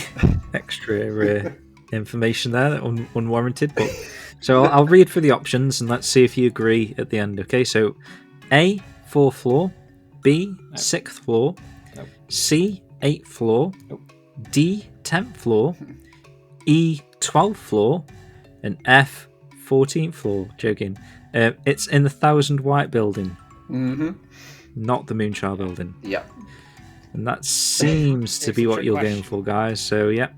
The answer to what floor of the Moonchild building the Tiger Gate Kung Fu School is located on is given by the master, when Ryo asks him the way to the Dancing Dragon building. Hence, the correct answer is that it's not located in the Moonchild building at all, but in the Thousand White building on the 6th floor. Nice one. Do I get a guys. bonus point for that? Well, that was the bonus question, so yeah. Okay. We'll give you the full house on that, even though you did get a question wrong, but we'll let you off. You were close. You got tack or something. So yeah, awesome little quiz there, guys. If you want to test your friends on that, I'll put the link to that in the show notes as well. And that wraps up part 2 of this little mini series. That's not so mini anymore because now we're doing three parts to this. Hopefully, no more than 3 parts. I want to get back to those Kickstarter updates that we keep mentioning, but we're going to continue this with the Shenmue Master interviews from the last 4 interviews we've got remaining. So yeah, thanks again, Stu, for joining us on yet another show. And I'm pretty sure that we're going to be seeing you for part 3 as well now. Yeah, no, absolutely. And can I just say, like, the stuff in these interviews, like, really, really interesting stuff. Like, stuff that I'd either completely forgotten about reading or like I just didn't know at all. Like, some just really intriguing stuff in these. So yeah, thank you for giving me the opportunity to go through it with you guys. Yeah, no problem at all, man. Absolute pleasure. Matt, go on, do your usual spiel. Gee, the plugging spiel. I won't do the membership because I did that at the top of the show, so you can just soundbite that in and it will sound really good. But for those of you who don't know where you can find us by now, you've clearly been living under a rock. You can find us over on X or Twitter. Is Shenmue_Dojo. Facebook, Shenmue Dojo. Instagram, Shenmue Dojo. Twitch, Shenmue Dojo. Blue Sky, we're on there, believe it or not. We're now integrated with that. Yes, we are on there. Shenmue Dojo, again. It's getting, there's a pattern here. We want to change it up though. YouTube, Shenmue Dojo VOD. There you go. Something a little bit different for you. Pretty much, put into Google Shenmue Dojo, you will find all our outlets, or you can find us on shenmuedojo.com for all of your Shenmue needs. Or onlyfans.com/Shenmue Dojo. Joking, of course. Right, guys, thanks very much again for listening. We'll speak to you very shortly, I'm sure, with another podcast coming soon. Check out all of our backlog of podcasts, either on whatever podcast service you're using, or little plug here for TerraPlayer. Go check out TerraPlayer. Awesome little gadget there to listen to podcasts, and especially the Shenmue Dojo show you can find across on TerraPlayer. You can also listen to us every other Monday on Radio Sega, and the guest night spot at 8 PM UK time. So check the listings there to find out if there's one coming up this week, or perhaps it's going to be the following week. And yeah, we're going to end the show here with my Shenmue the Animation pick from the soundtrack. This is Justice of Ryo. Cheers, guys. Take care.